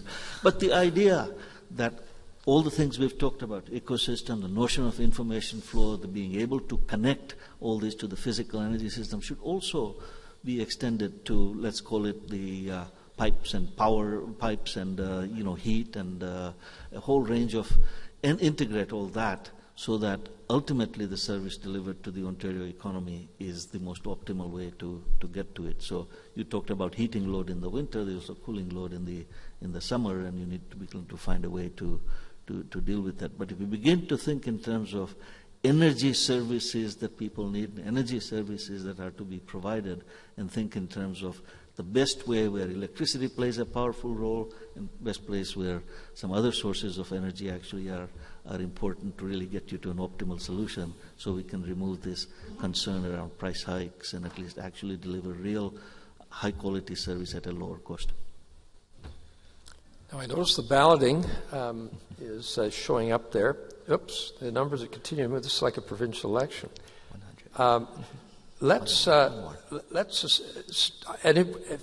Any more balloting? Because I'd like to go on to the next question. So maybe if we finish with that one. Oops, there's still a couple of votes going in there. Okay, then we'll go on to the next one. And we can have questions from the audience, but we'll see at the end exactly how everybody reacts to these questions. Can I ask a question, though? Not seeing anything. There's nobody at that mic over there that I can see. On what's really driving the transformation? This might seem a strange question, but how much of this is basically being driven because of technology, being just, here, we got the idea, use it, versus consumers who are saying, boy, I really need this, and boy, I wish I could find something, and lo and behold, here it is. So what is the emphasis here right now? Is transformation response to a consumer need, or is this a technology that's driving it? I think it's a push and pull. You've got customers who are used to now having a lot of digitization in their lives in every other sector. And they ask the question, why can I not get more real-time information? Why can I not get more energy choices from my utility when I can get everything else real-time, whether it's my banking online or which road to pick to get me to my destination faster and avoid traffic gridlock. We can do all of that over our phone. Just make sure you don't get caught by, otherwise you're going to get a big ticket like I got. Don't use your phone don't text or use your phone when you're driving. But I think customers are now getting more and more creative and thinking. They do oversimplify it in their own minds, saying if we could get it, I can watch Netflix on my mobile anytime and I can do banking on my mobile anytime.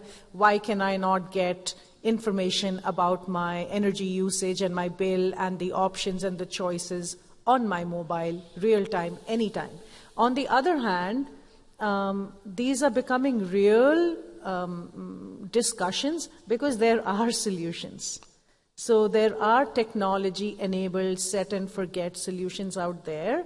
It's the middle part, the ecosystem and the regulatory construct and the market construct that is not quite in place. I think the customers are ready and there are technologies that are ready. It's the middle part that we have to figure out. Can I point to a key feature of the changing landscape? And this has to do with the dramatic declines in component costs and improved performance. Now, you've seen the figures on solar PV going down 50-60%, the wind going down 40%, the LEDs going down 95%, battery costs going down 70%. You might think that's over just the last 5 or 7 years, and you might think that's interesting. But what is even more dramatic is the ICT performance and the cost reductions that you've seen, again, over the same time frame. Factor of 1,000 reduction in costs of sensors, cost, power consumption, their physical size. And so what you are now able to do with ICT, and that's where it goes back to the original observation I made earlier around the power of information communication technologies and information flow and its convergence with the physical system. That's where the magic is. That's where the real money is. And seeing this huge decline in costs of the ICT sector and the emergence of IoT and so on really takes us to the next place. Joshua, I'm going to give you the last word because I'm noticing the time. So you're going to get the last word on this topic. I'm very much honored. It is a push and pull, I agree. And it's a chicken and the egg, and I always say I'm greedy. I want both the chicken and the egg at the same time. So I think the platform has to evolve to become the enabler. Technology needs a business case to evolve too. If not, we will not make the investments. But also the DERs or the prosumers, the customers themselves will need to be engaged as well. So I think it takes leadership. There's no one single driver. Of course, policy regulations can come in and facilitate that pace of evolution, but I think everyone needs to bear responsibility to step up and drive. It's a common societal value. It's not just a mandate. It's not just a legislation. It's not just a directive, but it is the essence of who we are to keep up with the pace of the standard, not just nice to have, the standard of where the industry is going. Because if we constantly make the business case that, hey, status quo is the best because you still have the lights on, then it will just, you just start incurring more and more in software we just call technical debt. You just incur more and more infrastructure debt in keeping pace with where society is. I've used up my time, but I'll probably end with one point, an interesting point that I think, for example, I'm an avid Amazon buyer. I'm part of the generation that just buys online and rarely goes to a box store. But if one day I found out that, hey, the product that I'm actually buying is dirt cheap and the shipping costs cost more than a product cost, which is quite common now, then I would place more value on the delivery charges, which is somewhat of what's happening in this space. The value of energy to the network, to the platform itself, is very often more valuable than the commodity itself. So how we structure on this network is not just transactions, but many times we're transacting with the platform and not with the consumer, or not peer-to-peer. The other part is something that I raised last week at EEI, which is if we learned a lot from, let's say, the Googles, the medias, the Facebooks of the world. What if in energy, because the commodity it has, as Paul said, not as a zero incremental cost? What if, and to Jatin's point of Sonnen, what if we give it up for free? What if we do a freemium model? Now, what happens to the recovery of cost at that time? It sort of forces us to think in the eyes of the customer, of the consumer, of the prosumer, and what it matters to them most. So I think by decoupling with the price or the cost of the commodity, we, one, drive value to the platform, reinforcing the platform. But number two, on the other hand, is ensuring that the platform actually addresses what the customer cares most and not just spinning the meter. So. Well, thank you, Joshua. So let me thank Jatin, Natika, and Joshua for doing a great job. I mean, we covered this whole topic in 60 minutes. I guess about 63 minutes. We had a question there. We have a question. Well, So all right. it's a last final question. Could I? Thank you very much for all the feedback. I wanted to actually take a step back, a bit of a forecasting crystal ball exercise. 5 years from now, you're sitting on the same stage here. Can you talk about two things? One, reflect on what has realized that you wish for and what hasn't realized that you hoped at this point. That's a good way to end. Maybe, David, you should answer that on our behalf. Yeah. I would like to see an enormous penetration of electric vehicles and, better still, autonomous electric vehicles that decongests our cities to a point where we can all have smiles on our faces. And I think it's likely to happen. I would really like us to, I'd like to think 5 years later we're way ahead in deep decarbonization, energy efficiency, and I think what is not going to happen is my children getting off my payroll by then. So for me is I would expect to see the line being blurred between what's utility and what's customer. And specifically, can the prosumer act in a way with the context of what's happening on the bigger grid or ecosystem, and how they can act and invest in a way that is not just about their bill, but also the bill plus the rest of the network. What I don't expect to see is probably a cleanly defined set of market rules for how that works. I think it's going to be an ongoing learning exercise. So there we are. I'm afraid we're going to have to stop here. Otherwise, I get dirty looks from Peter and everybody else. The one thing I would say, by the way, in 5 years from now, is there's probably a bunch of things going to happen technologically we've never heard of. Otherwise, we'd have already been doing it. So my betting is in 5 years from now, people will be sitting there, yeah, those guys 5 years ago, they didn't even think about that idea. That is probably what's going to happen. And so the Wright brothers never envisaged without the internet. Who knows what's going to happen in terms of innovation. So I want to thank the panel again. This panel was wonderful to work with, as you can probably see. Great ideas. Thank you very much. Thank you. Thank you. And Blockchain way to go in 5 years.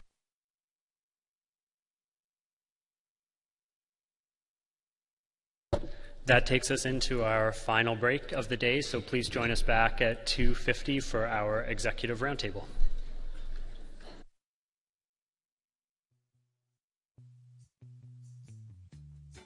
What you drinking? Rum or whiskey? Now won't you have a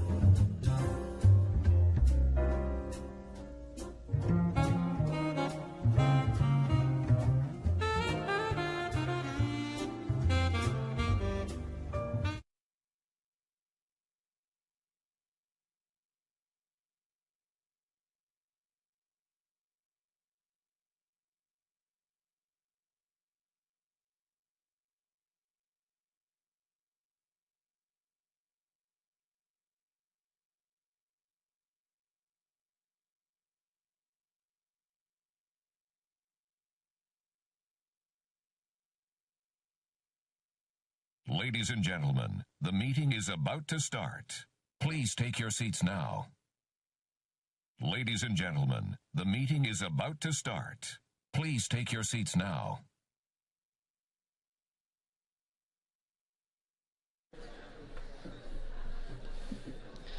Hi everyone, welcome back for this last portion of the day.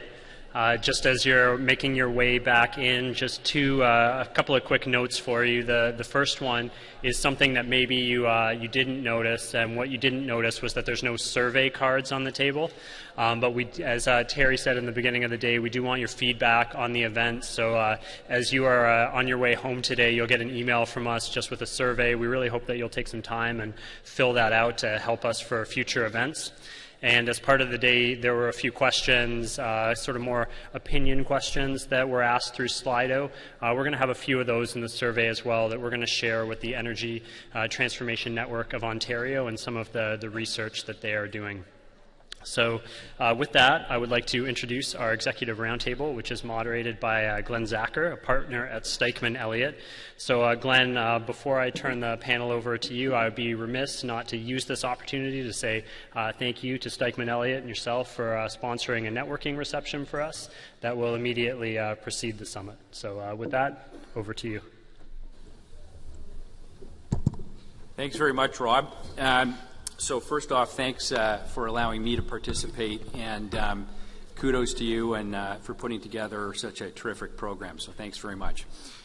So this is the final panel of the day, the wrap-up panel, and this panel's got the enviable task of digesting, distilling everything we've heard to date, and then from the perspective of the system operator and distribution utilities, reflecting on how what we've heard, some of the key themes, necessitate changes and adaptations to the way that system operators conduct their business, how distributors conduct their business, and really to changes to the whole system in the market. So I think, fellas, that's sort of a polite way of saying now that we've heard all the challenges, you have to come up with the solutions. So that's a tall order, but I think we've got a great panel to do that. Let me introduce them briefly. To my immediate left, Peter Gregg, who probably needs no introduction to most of you. Peter has deep experience in the LDC space. He was the president and CEO of EnerSource. He was one of the people that led the largest LDC merger in Ontario. And that wasn't excitement enough for Peter, so he took on the job of heading up the IESO during the last year of an election cycle. And next to Peter is Ray Tracy. Ray is president and CEO of Essex Power Lines. Ray has lengthy experience, deep experience in the LDC space, but he also has a lot of knowledge of the wholesale market. Ray served 2 terms on the IESO's technical panel as the distribution representative. And finally, Michael Bryson. Michael is the VP of Operations from PJM, which is the largest wholesale electricity market in North America. And Michael obviously has a lot of experience in the sector. And I think, Michael, you probably have the distinction of being the only member on the panel who has a Bronze Star for combat service relating to your 10 years as a military pilot. So I am certainly humbled by that. So let me tell you a little bit about the format. We're going to start off. Each of the speakers is just going to offer some brief comments reflecting on what they've heard today and offering some insights. And then we're going to try to have an interactive discussion, and I'll obviously ask some questions, but I encourage people, just step up to the mics. I'll keep an eye out for you, and it would be great if we can get some audience participation in this last panel. So with that, let me turn it over to Peter. Great. Thanks, Glenn. And welcome, everybody. Thank you for sticking with us. I know sometimes it's hard after a full day to stick through to see the last panel, but it's nice to see a good full room. It was a full house today, sold out, which tells us that there's obviously appetite for the dialogue.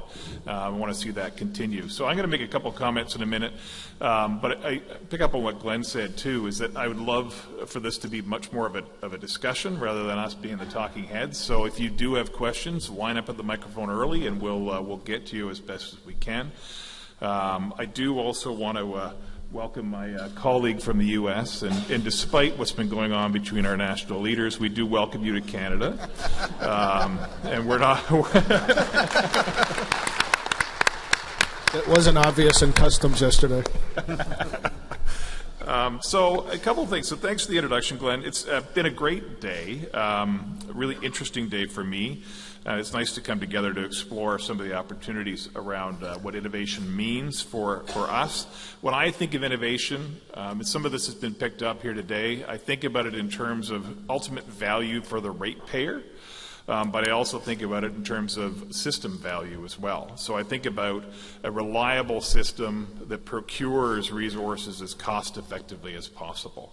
And I think inasmuch as innovation helps us towards that end, that is certainly of interest to the system operator here in Ontario. I think, certainly we're in a period, it's probably the most challenging, complex, and all-encompassing period of change any of us have seen in our careers. That can be seen as daunting. I choose to see it as being a really exciting time, and I think from what I've heard today, I think people certainly share that with me. We've heard a lot about the 4 Ds, decentralization, digitization, decarbonization, and democratization. We also had a 5th D, I think, added at the last panel, which was deregulation. At the break, I was talking to Tim O'Neill, our chair, and I was trying to find, another D that spoke to collaboration, because I think what we're doing here today and what's necessary for the sector is ongoing collaboration. And because he's the chair, and he came up with dialogue. So that is the 6th D that we will add. So dialogue that we're having today that leads to that collaboration in the sector. I think IESO. So I've now been almost a year in my role. And I believe that the IESO has a unique vantage point from where we can witness, encourage, and participate in the sector-wide changes. I think this unique vantage point affords us the opportunity to lead change and to support it, to nurture innovation within our own business, and to facilitate innovation more sector-wide, collectively to achieve modern, reliable, efficient, and cost-effective power system. I could point to the many different ways in which the IESO is actively supporting innovation. In fact, if you're here this morning when Terry Young gave his opening address, he said that innovation has made its way into the IESO's corporate structure. So Terry is now leading a group that's called Policy Engagement and Innovation, the PEI group. But I don't want to leave you with the impression that innovation only sits in Terry's group. It's something that I think has to be embedded across our organization, and that you should expect to find across the organization. The way I see things, the scope of change, the pace of change, and the impact of change means that innovation must influence all aspects of our business. It's got to be embedded in the changes we're making to the way we operate Ontario's power system to accommodate the proliferation of distributed energy resources. It's also one of the key areas of focus for market renewal. It's come up several times today, which is creating new opportunities, attracting new players, and is most importantly driving costs down for consumers. And that's something else I think that we've heard a lot today. There's been a lot of discussion around consumers, and I'm glad to hear that. I think ultimately that's what we're all here for, is that ultimate consumer of the energy. So I want to talk a bit about the increasingly connected world. We've heard a lot about that today. When we talk about DERs, essentially they become the Internet of Things. They're all connected devices. We haven't heard a lot yet around cybersecurity and the efforts towards cybersecurity. And it's something that I wanted to introduce here. As we see a proliferation of distributed energy resources across our system and across neighboring systems that are interconnected, to me, I also can see that as increasing threat vectors in terms of cybersecurity. So it informs us in our approach to making sure we have a reliable and secure system, and it's something that we need to work across the sector to make sure that we're all focusing on ensuring that as we build out this new system, innovative system, that cybersecurity stays top of mind. Innovation is also flavored how we've approached conservation. The midterm review of Conservation First framework and the Industrial Accelerator Program identify ways to improve the design and delivery of conservation programs in Ontario. It's also the raison d'etre behind our Conservation Fund, which provides financial support for innovative technologies, practices, research, and programs that have the potential to result in significant electricity demand savings. And it's driving the efforts in those of our sector partners as we work together to leverage the full value of Ontario's smart meter data. It's an area that we are definitely focused on inside the IESO. We have the access to the data that comes from the 5 million meters across Ontario. The honest truth is we collectively only scratch the surface of that data. I believe it represents a huge amount of value, and a challenge for us is how do we access that value ultimately for the system benefit and for ratepayer value. And with that, I'll conclude my opening comments. Okay, Ray. All right. Thank you. Again, Ray Tracy, I'm with Essex Power Group. Again, I want to thank the IESO for having this forum and inviting me to attend. Obviously, I mean, between two kind of big organizations here, we're a little bit smaller than these two guys, but I think we try to be as effective in terms of delivering value to our customers. And it's kind of funny, I was kind of looking over at Peter's notes, and I said really what innovation is how to deliver value to a customer. If you think it's anything else, you're not innovative. Customers are drawn toward what brings their needs, their value. That's innovation. So I'm trying to do a quick summary of the recap I saw today, and as I was sitting down this morning, I looked to my right and I saw Brian Houston there, and I go back to the days when we tried to open up this market back. I think we started market rule generation, I don't know, late 96, 97, and worked our way through to a market opening. Wholesale, retail, 15-minute load, 5-minute generation, a lot of complex algorithms, very complex code had to be written, and the settlement code, retail code. It was just an amazing amount of work. And unfortunately, in a very short period of time, I think we swallowed up and through all that value that we had went through. And I would just wonder where Ontario would be today if we would have stuck hard and true to some of those market concepts. When the end consumer can't see the value, all that we do here is a waste of our time. And that's the reality. In Ontario, if you don't think we got a market signal sent to us, we had a majority government that doesn't exist in terms of party recognition. Why? Because they had enough of electricity. So I think the message we should be walking out of here, and I was surprised it wasn't more louder than I thought it would be, is we need market renewal. We need to take political influence out of this marketplace. We need to have stability. We need to put a clear picture forward. The fantastic thing is we have some beautiful building blocks to work from. We have 96% of our supply is carbon free. I heard a comment today, and I apologize, I tried to tag names to all the good comments. The nice thing about coming at the end of a presentation or a day is you just repeat what all the really smart people said earlier on, and then you look like you're smart. But there's a couple really interesting points made, and I think we have to really listen to this. We got 96% carbon free, and yet we're spilling water and we're shutting down wind, and we're not enabling DER technologies to maybe take advantage of what could be free power. So when you say free power, I believe there will be an era of free power during certain times of a day or a season. But the market construct we have today is allowing that to be wasted. And that's a crime and a shame to our sector and our industry to know that we have that kind of waste. Other jurisdictions would envy us, and yet we're doing, I'm not saying we're not doing anything. I know under Peter's leadership and his team's leadership, market renewal is a high priority, and we have to back up that priority, and we have to make sure governments and all key stakeholders understand how important it is that we take full advantage of our building blocks we have here in Ontario. They're amazing, and we paid for them. So let's use them to the optimal levels. I don't want to go on too far on all of this, but it was interesting. I also heard, today about, is our ecosystem friendly? Is it fertile? I like the idea of fertile because I actually have a farming background. You can take the best innovation, you can take Ecobee's innovation, you can take Google's innovation, but if you don't have a fertile ecosystem, we don't have a marketplace for these technologies to take off in, it just won't happen. And yes, you'll have programs, and yes, you'll create subsidies, and yes, but the best technology, the best innovation that we could bring to the marketplace is what we don't have to bring, is what the customer chooses. And I think down the, further on, like this, we're definitely going to change as LDCs. There's lots of opportunity for us. We're the enablers, we believe. We play a pivotal role.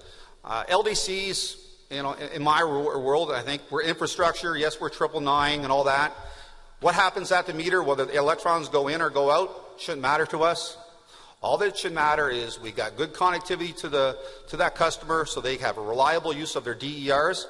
And then I think we're a value add in the marketplace, on our renewed market, is opportunity for us to bring digital technologies, digital connectivity between the market and the end-use customer so that they make the right choice with those DERs and get the maximum benefit. And when we enable that platform so that I can get a benefit. My benefit may be at the transformer level, when the third or fourth EV comes to charge, I manage that EV charging station.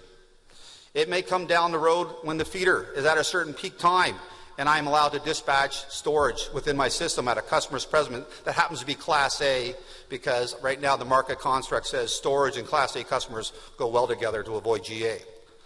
And then down the road, I want to be able to say, hey, Peter, the system needs this. I'm looking at my grid here, and all these IESO node points, I can deliver X or Y to you. And that will be customers' technology that I enable right up to Peter's IESO system management system. That's when we've maximized our value as a distributor. So anyways, look forward to the rest of the day and seeing you later on, and thank you. Thanks, Glenn. And thanks again for the invite. I really appreciate having somebody from south of the border up here. I want to kind of use my comments to do two things. One is to make one or two observations about the day, and then also put it in perspective of PJM and the states and DER, things like that. So from an observation perspective, I might be too close here. An observation perspective, we heard a lot today about consumers. I thought that the opening presentation that really kind of laid out some analysis about consumer behavior really kind of left two impressions with me. One is that you can kind of look at the data to try to determine where consumers are going to be. But I think the other thing that really, as I thought about that, is I don't think we can really predict consumer behavior. We can't put it into neat buckets like that. One of the things I think about is, in combining a couple of the themes, consumer behavior, consumer desires, innovation, and really the layout of this conference, is when I think about, we have a Next type device at home. It's not the same. Our installer assured us it would be the same, but it's not the same. And it does a fair job of trying to predict, but it really does not do a very good job of predicting when my wife wants it to be 20 degrees centigrade. I did the conversion. 20 degrees centigrade in the house, and everything else says it should be higher than that. And so I was thinking what I need is an Alexa type voice that has the volume and tone of the 5-minute guy that we heard earlier, that says, do you know how much that's going to cost you? And when we get to get that real-time feedback about the actions that we're taking, and we can give that to consumers, I think then you're really going to see a change in consumer behavior. And a lot of the panels kind of fed into, I think, that discussion. So, and I think it's good for all of us to hear that. So just to talk a little bit about PJM. PJM, we're in 13 states plus the District of Columbia. So we have at least 15 regulatory jurisdictions. Sometimes it seems like it's more than that. And the whole discussion of distributed energy resources, I think, has been very healthy. Unlike New York, which has really had kind of a top-down, the REV approach, been very top-down, one-state jurisdiction. Distributed energy resource development in PJM has been very much bottom-up. And I think that that's been good because it reflects a couple of things. It reflects the different flavors of regulatory influence. It reflects the different flavors of what we call our version of LDCs and where they want to invest in the market. But it also has the opportunity to really reflect the different behaviors of the consumers. So one of the things that PJM has kind of done is really laid kind of a groundwork that says no matter what we do with just distributed energy resources, we really need to understand at PJM what's going on, because how it affects reliability is really what our job is. And we've seen a lot of lessons over the last couple of years where we didn't know what was going on. And a classic example was back in 2015, what we saw was 500 megawatts of load in the District of Columbia were shed. But as we started calling around to some of the different agencies, they were, nope, our power's on. Our power's on. And it turns out that half of the load in the District of Columbia went over to backup generation immediately. Half of the load. And it was something that the local transmission owner was unaware of, and it's something that PJM was unaware of. And it really fundamentally changes the way you operate the system. And so we really started an effort to say it's really important that whatever is going on in whatever form, that it is visible to PJM and to our LDCs as well. The second one is where it's possible, can we measure it and can we forecast it? And we're really open to, while there's been a lot of efforts, I think, in the States to have a one-size-fits-all data standard for DER, we've learned through our demand response programs that if you give me any data, we'll make do with it. In some cases, it's going to be very refined, very formal data. In other cases, it's going to be observation-type data. Give it to us, and we'll kind of use it to at least understand what's going on and maybe help forecast it. And then the third level is really going to be based on what the jurisdictional flavor is. Is there a way that PJM can add value through its markets? There are some states that don't have an appetite for that, and we're fine with that, and some states that do, and we're fine with helping out with that. So that's kind of our focus on distributed energy resources. Thanks very much. I wonder if each of you, and I think you all touched on it a little bit, but could just talk a bit about what are the key initiatives that you're undertaking in order to respond to the new sorts of technology and consumer drivers that we're seeing, and how do you foresee that going forward? And it might be interesting, Michael, maybe you could go last and talk a little bit about, you talked about the New York top-down approach as opposed to your bottom-up approach, but if you could share with the audience some of the lessons learned from PJM and some of the markets that you're familiar with. So maybe we kick off with Peter. Sure, I'll touch on two key things, partly already been discussed up here this afternoon. Market renewal, obviously the market renewal program continues in earnest. With an effort to deliver up to $5.2 billion in savings over the next 10 years. We're very focused on high-level design for both the energy stream and the capacity stream. We've got a market renewal working group, several of which members are in the room here today, that have been giving us excellent advice. And over the last 6 months or so, I've also incorporated a non-emitting resources advisory committee working group as well to think about how to integrate those DERs, those non-emitting resources, into a market structure, what attributes they can bring, and how to value those attributes in a market. So that's an important piece of work that's going on. The previous panel also talked about what used to be called the Smart Grid Forum. We've now reframed it to become the ETNO, is sort of the acronym, the Electricity Transformation Network of Ontario. Ray's on that. A number of you in the room are also on that. And really what we're trying to do there is get a common view across the sector as to what we think this transformation to DERs looks like. Get a handle on what we think the roadmap is forward, and start to discuss roles, responsibilities for the various players in the sector. And I think that's a really interesting and important piece of work that we continue to look forward to. All right. I think for us it's been, we've always had a vision where we want to go in terms of our grid.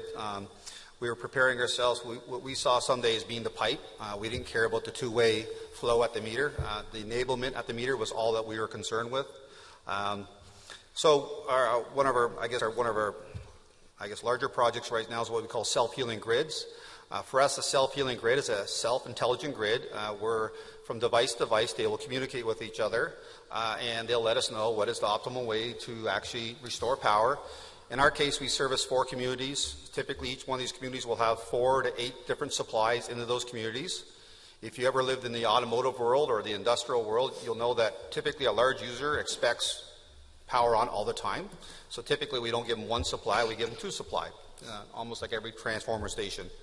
And when we started developing where we want to see our grid, we said, why wouldn't each one of our communities be as good as a large user?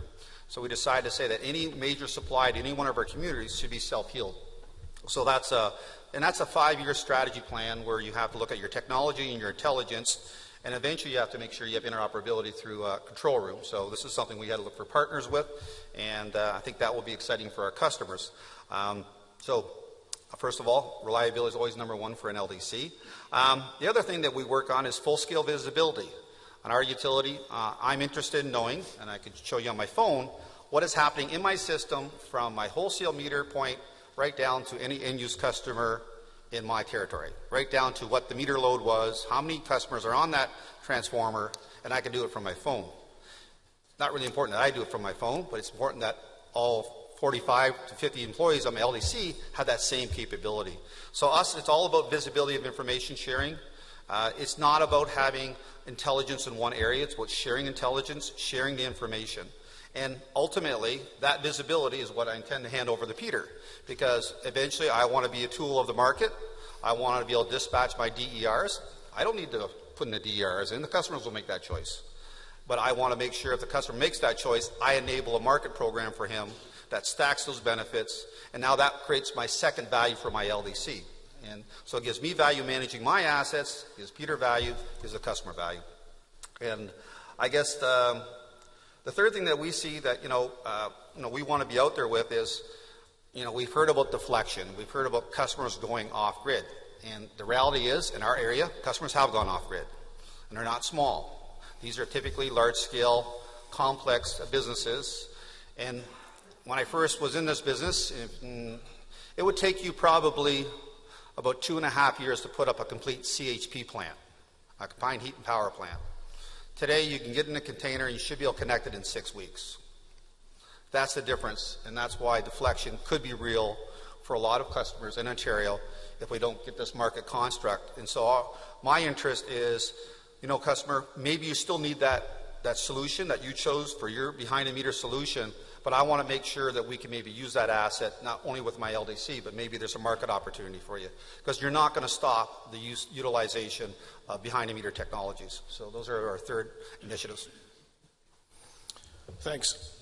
So a couple things to touch on, and Glenn kind of touched on this a little bit, is the different IESOs in the states and how they've kind of developed their DER programs. I think as most of you are familiar with, New York had a REV program that was very much driven by the utility commissions and the reliability authority in New York. It was very top-down, requirements-driven, kind of pushed onto the LDCs. And there was a comment made earlier about DER needs to be very strategic, and I think New York took what I would describe as that strategic regulatory approach. For a single state, I think that there's probably some benefits to that. I think Cal ISO is kind of the opposite, where they did a very bottoms-up, very consumer-driven approach to DER, and it was embraced from a regulatory perspective and incented as well.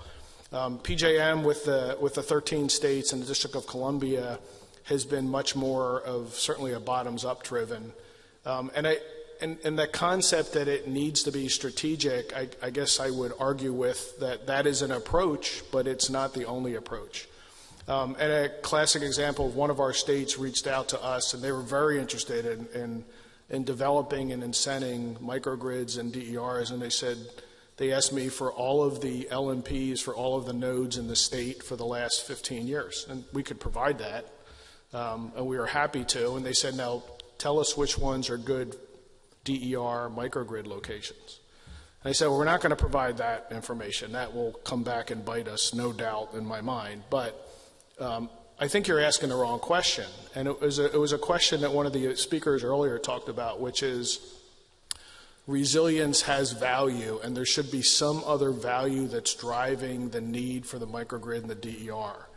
And that value is what will incubate DER, and then the market, I think the market constructs will make sure that that provides a lot of consumer value. So it's one of the things that we've kind of learned in PJM, but different regulatory structures are really approaching a different way. And then last thing I just wanted to touch on is PJM as well as IESO are members of the ISO RTO Council. It's the ISOs and the RTOs in the states and Canada get together and talk about best practices across markets and system planning and system operations. And one of the, I would say probably the major things we've been focused on for the last 18 months is how we integrate renewables and distributed energy resources into operations and make sure that they stay reliable, make sure they don't cause problems, that they only bring value to the grid. So that's one of the things that we do, I think, do very well is collaborate on those kind of things. Maybe one follow-up question, Michael. There was one of the panelists earlier today made the point that some of the traditional markets in the U.S. have, I think he used the expression broken down, are not able to sort of adequately address the penetration of new DERs, accommodate that, and respond to the sort of new needs that are being driven by changes to the system. And I'm just interested in your reaction to that, and perhaps Peter, you could pick up and talk about whether market renewal in Ontario is sufficient to address these sorts of needs, or whether there is some kind of gap that we need to consider additional measures. That's a really good question, and I certainly did have a reaction. In fact, I wrote something down. And I think the comment he made is we don't like the model in the States, and I don't want to attribute that specifically, but what I wrote down was, if you don't like the model, wait a minute. Because it changes. It changes based on some of the federal regulatory influence. It certainly changes based on some of the state regulatory, but probably to a different degree. But I think one of the things that's been consistent, in fact, we had a small chat before the panel about, is there value in the ISOs being bigger and things like that. And one of the things, PJM was founded, we had our 90-year anniversary last September. And it was based on two LDCs basically coming together and saying there's a lot of economic value for the companies and the consumer to come together. And every one of the companies that has been added to PJM since then, and we have 20 plus LDCs now, have all come to PJM based on the value that they get for their shareholders, their consumers, and for the companies themselves. And that continues to be, I think, what drives the value in the market. And PJM's always been a big believer, if it doesn't work for you, you can leave, and there's not a penalty to leave. But they come, and I think we have some rough spots. We're going through them right now with some of the retiring legacy generation in some parts of our market. That's considered a good thing. In other parts of our market, it's considered devastating. And so we're wrestling through those things, and I think ultimately the litmus test is going to be, are we still providing value in those markets to our stakeholders? Was your question to me around, is market renewal enough? That's right. Yeah, I think we certainly believe that there is significant value in market renewal. It's been an internal dialogue around, I think about it as we've come from a period of lots of bilateral contracts. We're trying to shift more towards market signals. We've got the Brattle report that shows you, as I mentioned, the up to $5.2 billion in value that should come from this shift. Our sincere hope is that putting those right market structures in place will procure the most cost-effective resources to ensure that we run a reliable grid. That's the focus for us. I'm never going to completely rule out other tools available to us, but my bias tends to go towards market mechanisms, auctions, RFPs, that kind of thing that helps us fill our needs. So Ray, let me ask you this question. One of the panelists earlier talked about, I think it was a fellow from New Brunswick Power, Michelle, about the need to sort of decommoditize electricity services, and he talked about the example, not everybody drives the same car, and you're having consumers who are now starting to differentiate the way that they value electricity and electricity services. Is that something, in your view, that requires regulatory changes in the way that distribution investments are dealt with? Yeah, well, again, I think this goes to where's our business model. And I believe that we have two distinct paths. I mean, we believe the wire, I like to refer to it as the pipe because it's easier to talk about two-way flow when you talk about a pipe if you're used to be in both utilities like I was. But that is still going to be a core business, and I think most DR technologies are better and can be more beneficial for the customer as well as upstream value agents or partners like us if it's connected to the grid. So I think we need to make sure we continue to do a very good job. I think we should spend a lot less time concerned about what DER technology to choose. Just make sure we enable it, we can communicate with it, and we make sure we bring upstream value. I like that presentation better because to me that was all forward thinking. Our second value chain is going to be exactly that. It's going to be finding the needs of the customer that we can bring that bring real value to them. And I think for them, it's going to be bringing a price signal from the IESO on a new renewed market construct. I think it's going to bring opportunity that maybe it's going to be a customer-customer transaction that I can enable. So he can have virtual net metering or net metering. I think these are all the value add that when they can change their bottom line by me providing those extra services, that's where we should be. And I think that was exactly what I saw in the New Brunswick example today. I'm keeping my eyes out for people who have some questions, so please just head up to the mic if you have a question, and I'll reach you at some point. I'm wondering if each of you could talk just a little bit about how the relationship of the system operator vis-a-vis the distribution utility is changing and has to change. And maybe we start off, Peter, with you and sure. Work down the line. Sure, and as you know, you mentioned in my opening bio, I spent some time in the distribution world, so it's an area that I'm familiar with, a lot of relationships there as well. And I look at Teresa, who's sitting out at the second table there as well, head of the EDA. That's a dialogue we're starting to happen. It's starting to happen at the Electricity Transformation Network of Ontario, for Ontario, really talking about sort of roles, responsibilities, a shared vision of what we think the future is going to look like for DERs. Ray talks about market signals, and I think one of the conversations we need to have is that we believe that expanding market renewal to allow these DERs to actually participate makes a lot of sense. We've got to figure out how to do that. But we also need to figure out what role are LDC is going to play in that. Are they going to manage those customer relationships? Are they going to provide us data? Are we going to provide market signals back to them? Are they going to be a distribution system operator? All of these things I think need to be ironed out. And I'd say we're early days at this point, but I think those discussions absolutely need to continue and that relationship needs to get closer. Okay. Maybe we'll just skip over to you, Michael, and then we'll come back to Ray from the distribution perspective. Sure. And at a high level, I would have to describe kind of the early relationship there as developing, as having some friction. So some of our LDCs have definitely been in the stay in your own lane perspective, and we completely understand that. That makes sense. It's their business model, or it's a business model they're developing. But some of them have been, let's work together on this. I think we are somewhat indifferent as to whether we're going to be the distribution system operator or somebody else is going to be. We think that we have a role to enable whoever is going to be the distribution system operator. But again, that's all developing as part of that ground-up model, the bottom-up model in PJM, and I think some of our LDCs are still trying to figure it out on their own. So Ray, and maybe you can pick up on Michael's last point, because I know Teresa talked earlier about having distributors as sort of mini ISOs. So I guess I feel like I'm getting the squeeze on this question here between these two guys. No, you're not in my space, Greg, Peter.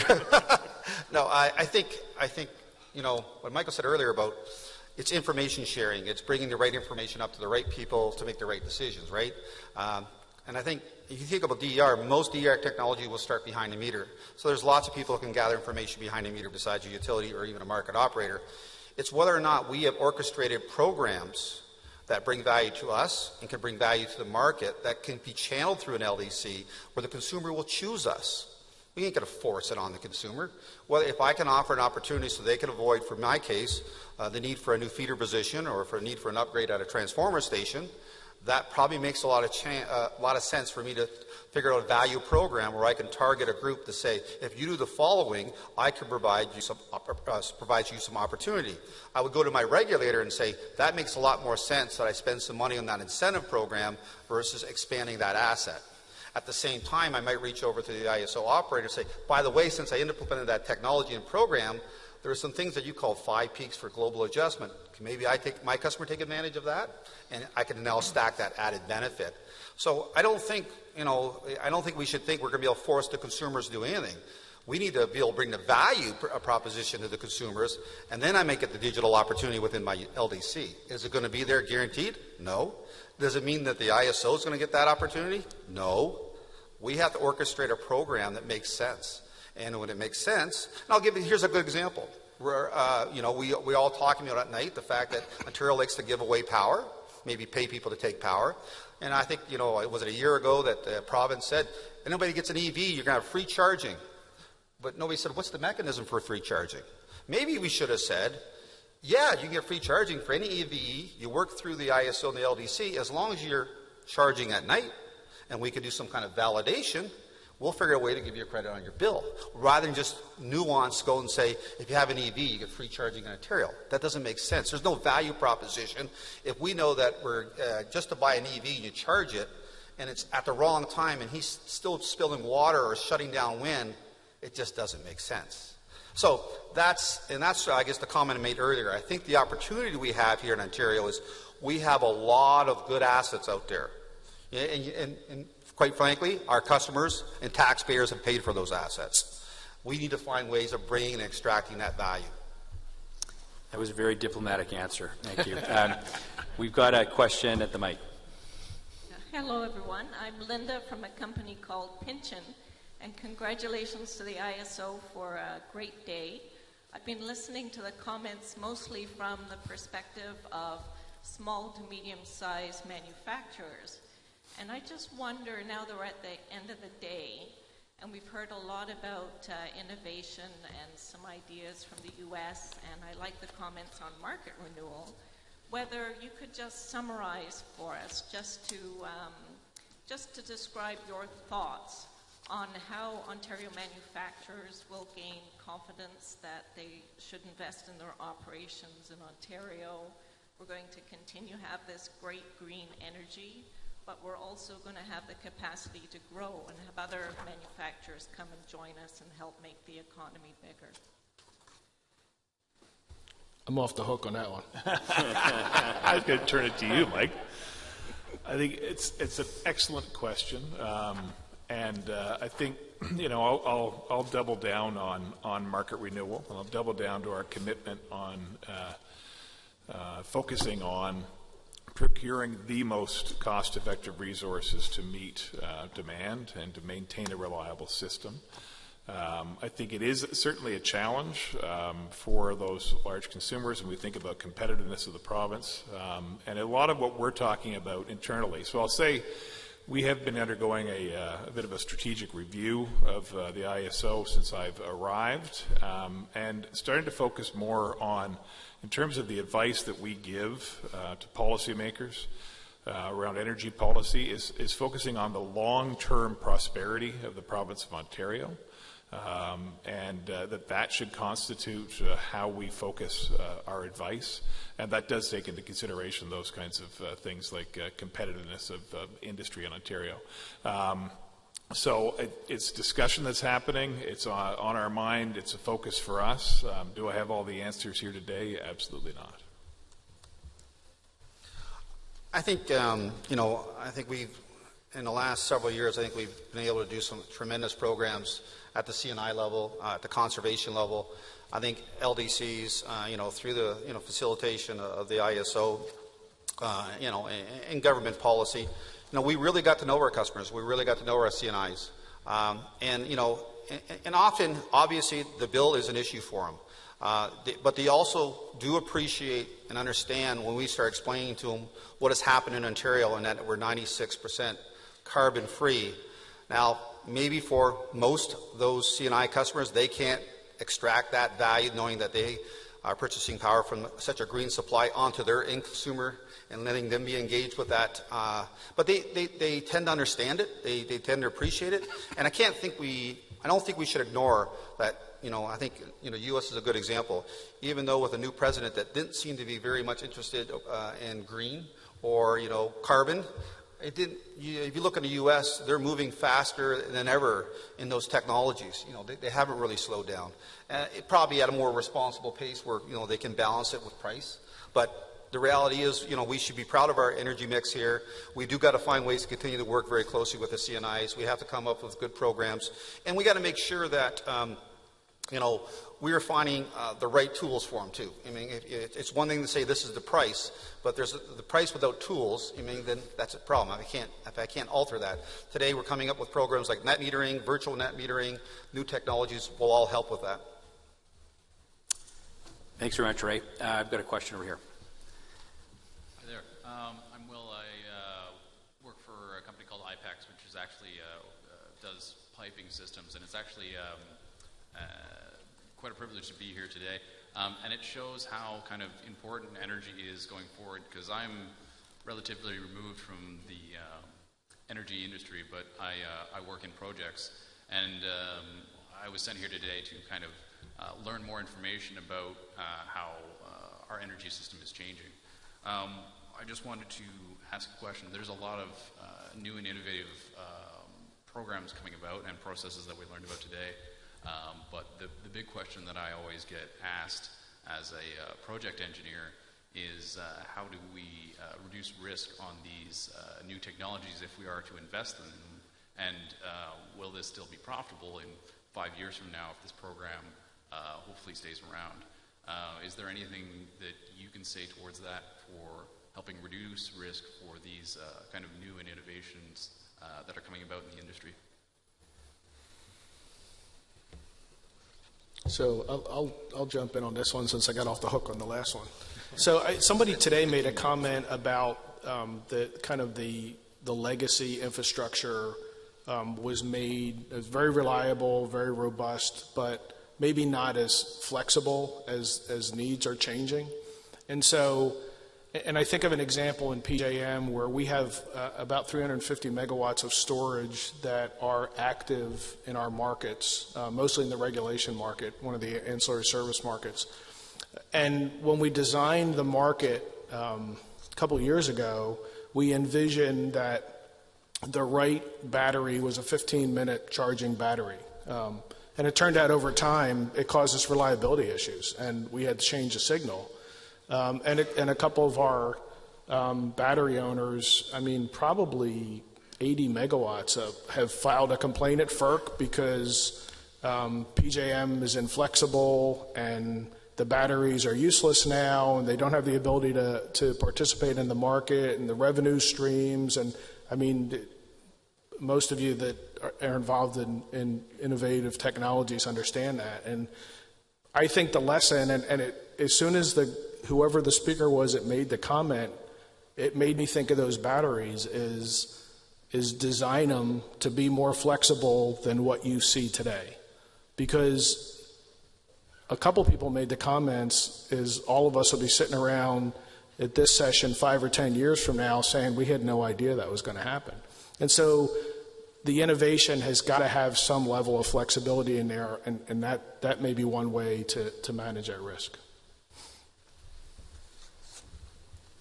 Peter or Ray? The other thing I'd pick up on is that I guess as we construct sort of the new market structures, is sort of allocation of risk as we look at that as an important consideration. So I'd leave that there. But picking up on your battery comment, so just to highlight it for the room, it I think highlights sort of the pace of change that's happening around us. So in the November timeframe, we did an RFP for regulation services. Traditionally, it's been provided by hydro facilities. Open it up, we had 40 some odd applicants in the RFP. The winning bidders ended up being battery storage and came in at 40% of what the traditional cost had been. So I think, when you do open up to the market to have the market show what they can do, you often are surprised. And I think it has really underlined, for us, there's a lot of learning in that the change is happening. Are we able to accommodate the pace of change? Are we able to adapt our processes and our systems to make sure that we're not getting in the way of that pace of change as well? So there's a lot happening around us, and a lot of adaptation that's going to be required from all of us in the sector. Thanks. So Ray, maybe I'll ask you this question. Some of the earlier panels were talking about sort of the theme of innovating in order to enable all of these DERs, two-way information flows, customer choice, versus the value proposition in doing that. And Julie Gervin on an earlier panel sort of apologized for raising the issue of cost. But how do we draw that line? How do we determine what to enable because it enables things that people want, versus how do we enable what actually delivers value? And is that an issue, again, that has to be addressed by the regulator? Well, I think this is where this does clearly link to where we need to go with market renewal, and as well as regulation renewal. I often have to defend the position of LDCs and innovation, and in that, we're not doing enough, we're not enabling more. And I like to say, tell me what we need to enable, and we will go after those targets. If you look at what's influencing DER technology today, it's usually a behind-the-meter value, which means it's a retail value.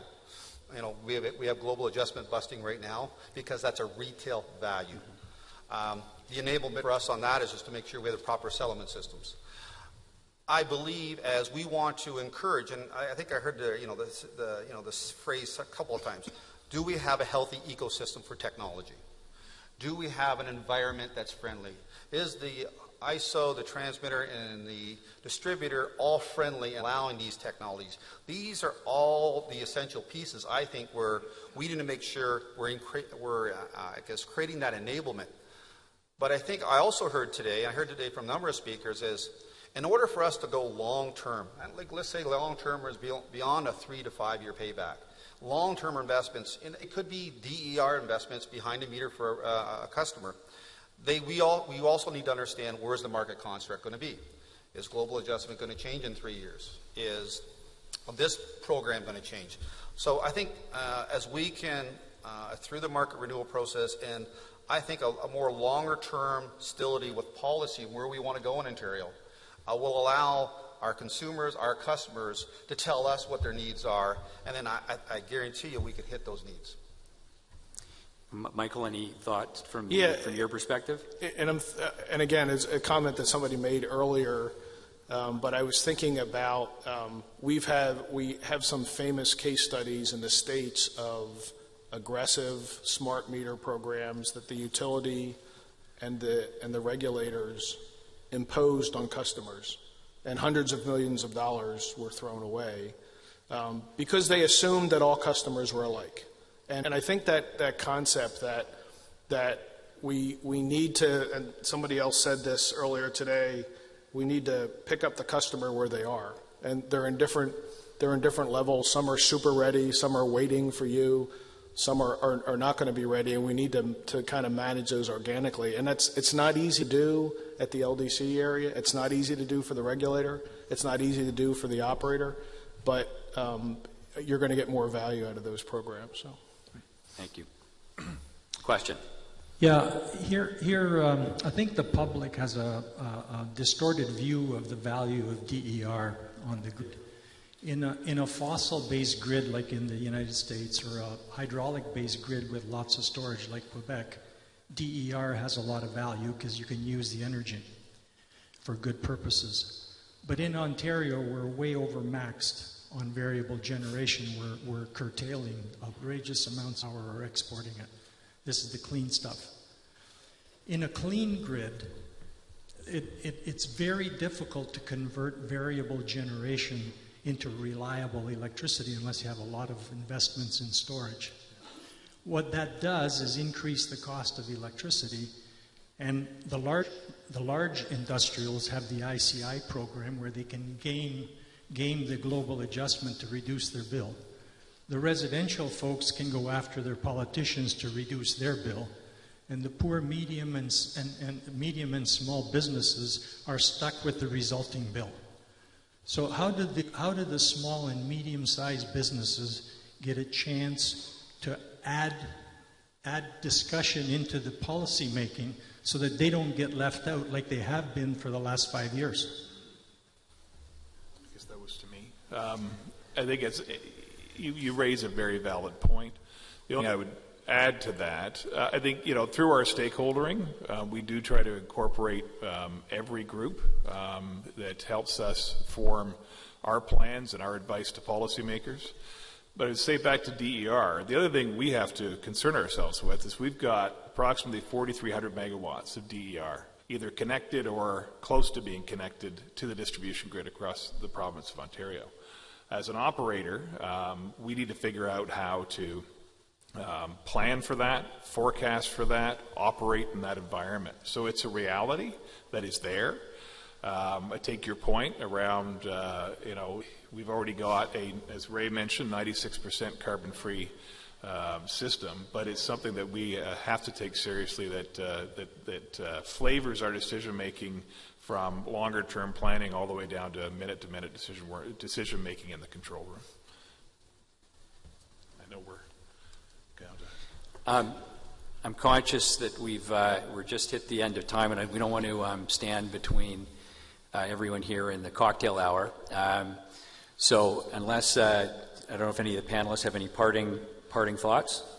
I would just like to say thanks to all the IESO staff who helped put this together. I know it's a ton of work, and thanks for all the kind attention from people in the room, and thanks for staying with us throughout the day as well.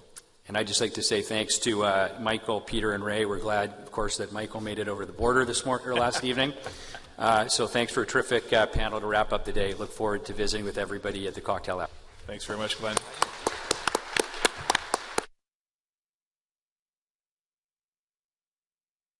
So thank you, panel, for really rounding out the diversity of perspectives that we have heard today here at the summit. And just before we close off completely for the networking reception, sponsored by Dykeman Elliott, I just want to invite Tim O'Neill up here, the chair of the IESO Board of Directors, to really formally close off the day for us.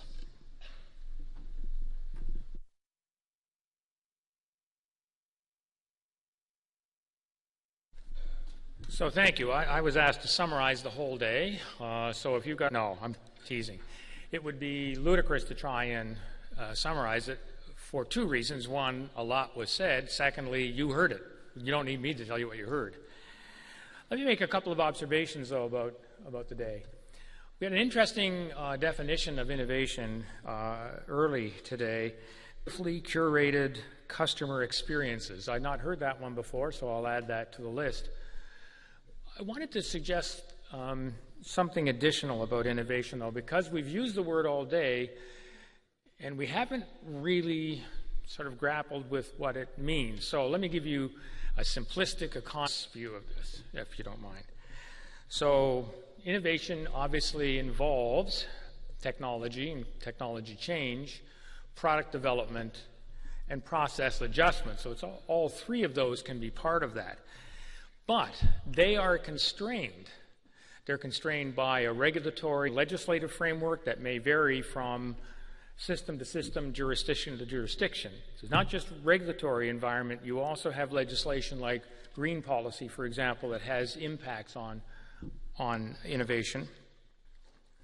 It's also constrained by deficits of imagination and entrepreneurial spirit.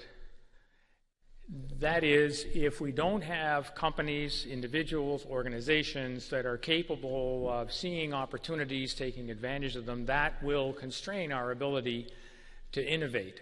And I'm not suggesting that we had any indication of deficit today, but we don't have everybody in Ontario here today either. It also raises the issue, it seems to me, of an interesting tension, although that it didn't come out explicitly. I sort of felt it through the day. There's an enthusiasm for innovation that we heard from a lot of the panelists, a lot of the speakers. At the same time, there was limited, but was some expression of concern about the speed of change that is occurring and about the reach of that change, the accessibility of that change, particularly for residential customers and for, we've heard references to small and medium-sized enterprises. We have to keep in mind that smart homes may not be matched by smart customers. And that, I think, is a caveat. I would be remiss as the chair of the IESO and as an economist by training and by trade if I didn't mention and reiterate what Peter said about the role of the market. Markets provide price signals. They also provide incentives for behavior. But those markets have imperfect information, particularly about the future. There was a reference earlier about transparency and long-range planning. Great to be transparent about what your long-range plans are, but the huge barrier, the information barrier there, is uncertainty about what that future precisely is going to look like. David Mcfadden, I think, summed it up nicely by saying 5 years from now, we'll look back and say, wow, we didn't think of that. That happened and we didn't anticipate it. It's clear that one of the issues for the IESO, for the LDCs, and for all of the participants in the electricity sector, this has been referenced quite often, is the need for flexibility, particularly as innovation creates changes in what customers want and what technologies are available to providers. The question is, from a customer point of view, how much flexibility do they be able to exercise, and what kind of information do they require to be able to exercise that in an effective way? There have been references to consumers demanding these changes, but I thought the comment made just at the end here that we don't have a homogeneous customer base. People have different levels of information, different preferences for smartness in their homes. They have different capacities to pay for changes that may be required to adjust the kind of systems they have. It's not an issue for large, for Collins AMCO members. It would be a significant, and is a significant issue for consumers throughout the sort of residential and small business sector.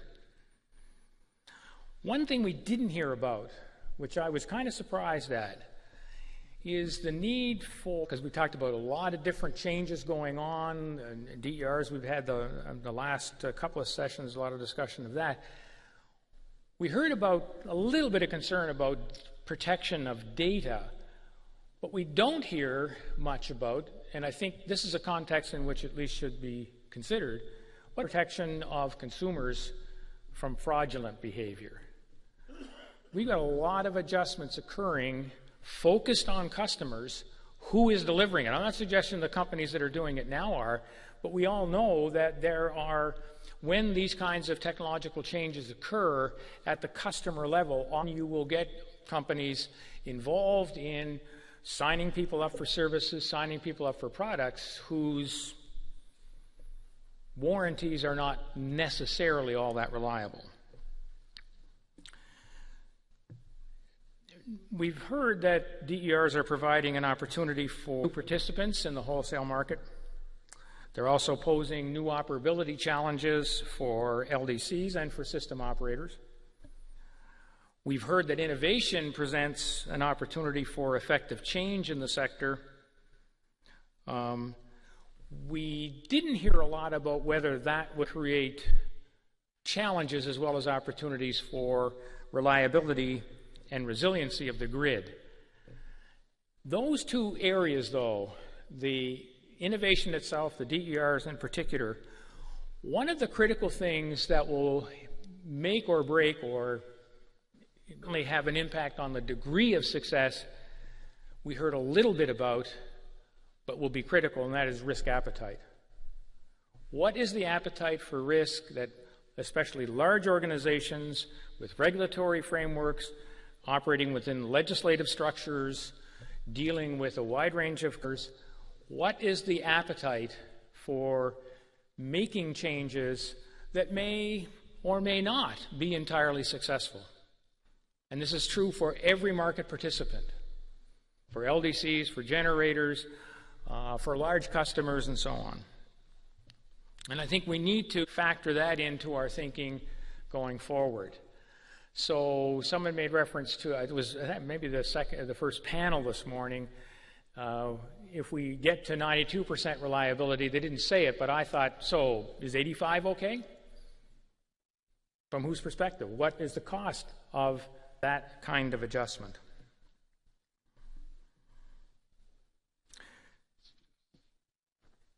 Those are observations on today, not necessarily the most insightful ones. I thought this was an excellent conference. I kind of have to say that. I mean, I'm with the organization. We sort of organized it and led it and so on. But there are often conferences that we go to, all of us have done this, and say, well, yeah, I've heard that all before. There were some really interesting new perspectives, I thought, that came out today, and I certainly, for me, appreciated. I want to add a couple of thank yous here. Stikeman Elliott for putting on the reception. All of you for joining us. The IESO staff for a wonderful production today in a great facility, but extremely well organized, extremely well led. And finally, I want to thank all the speakers. Some of you came from across town, some of you came from another part of the province, some from another part of Canada, and some even from another country. The quality of a conference put on by anybody on the issue, this or financial services or whatever. Financial services is just down the hall here. If you got bored, you could have gone there. The quality is certainly affected by the type of organization that's done, but it's critically dependent on the quality of the people who are invited to lead the discussion, to provide insights, to give us ideas, to give us something to chew on, to provoke us to think, to cause us to change the way we perceive a particular issue. And I think we got all of that today.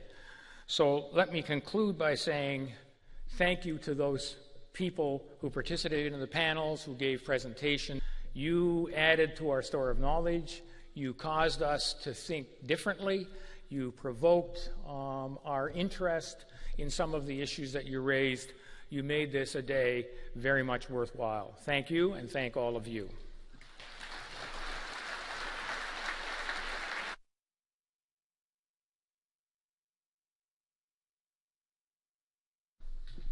So just three quick things for you before you go. The first one, hey, thank you very much for coming. Let's do this again sometime. The second thing is let's please continue the conversation, whether that's in a networking reception right now, meetings, or other engagement events throughout the year. And third, please travel safe on your way home. Thanks again.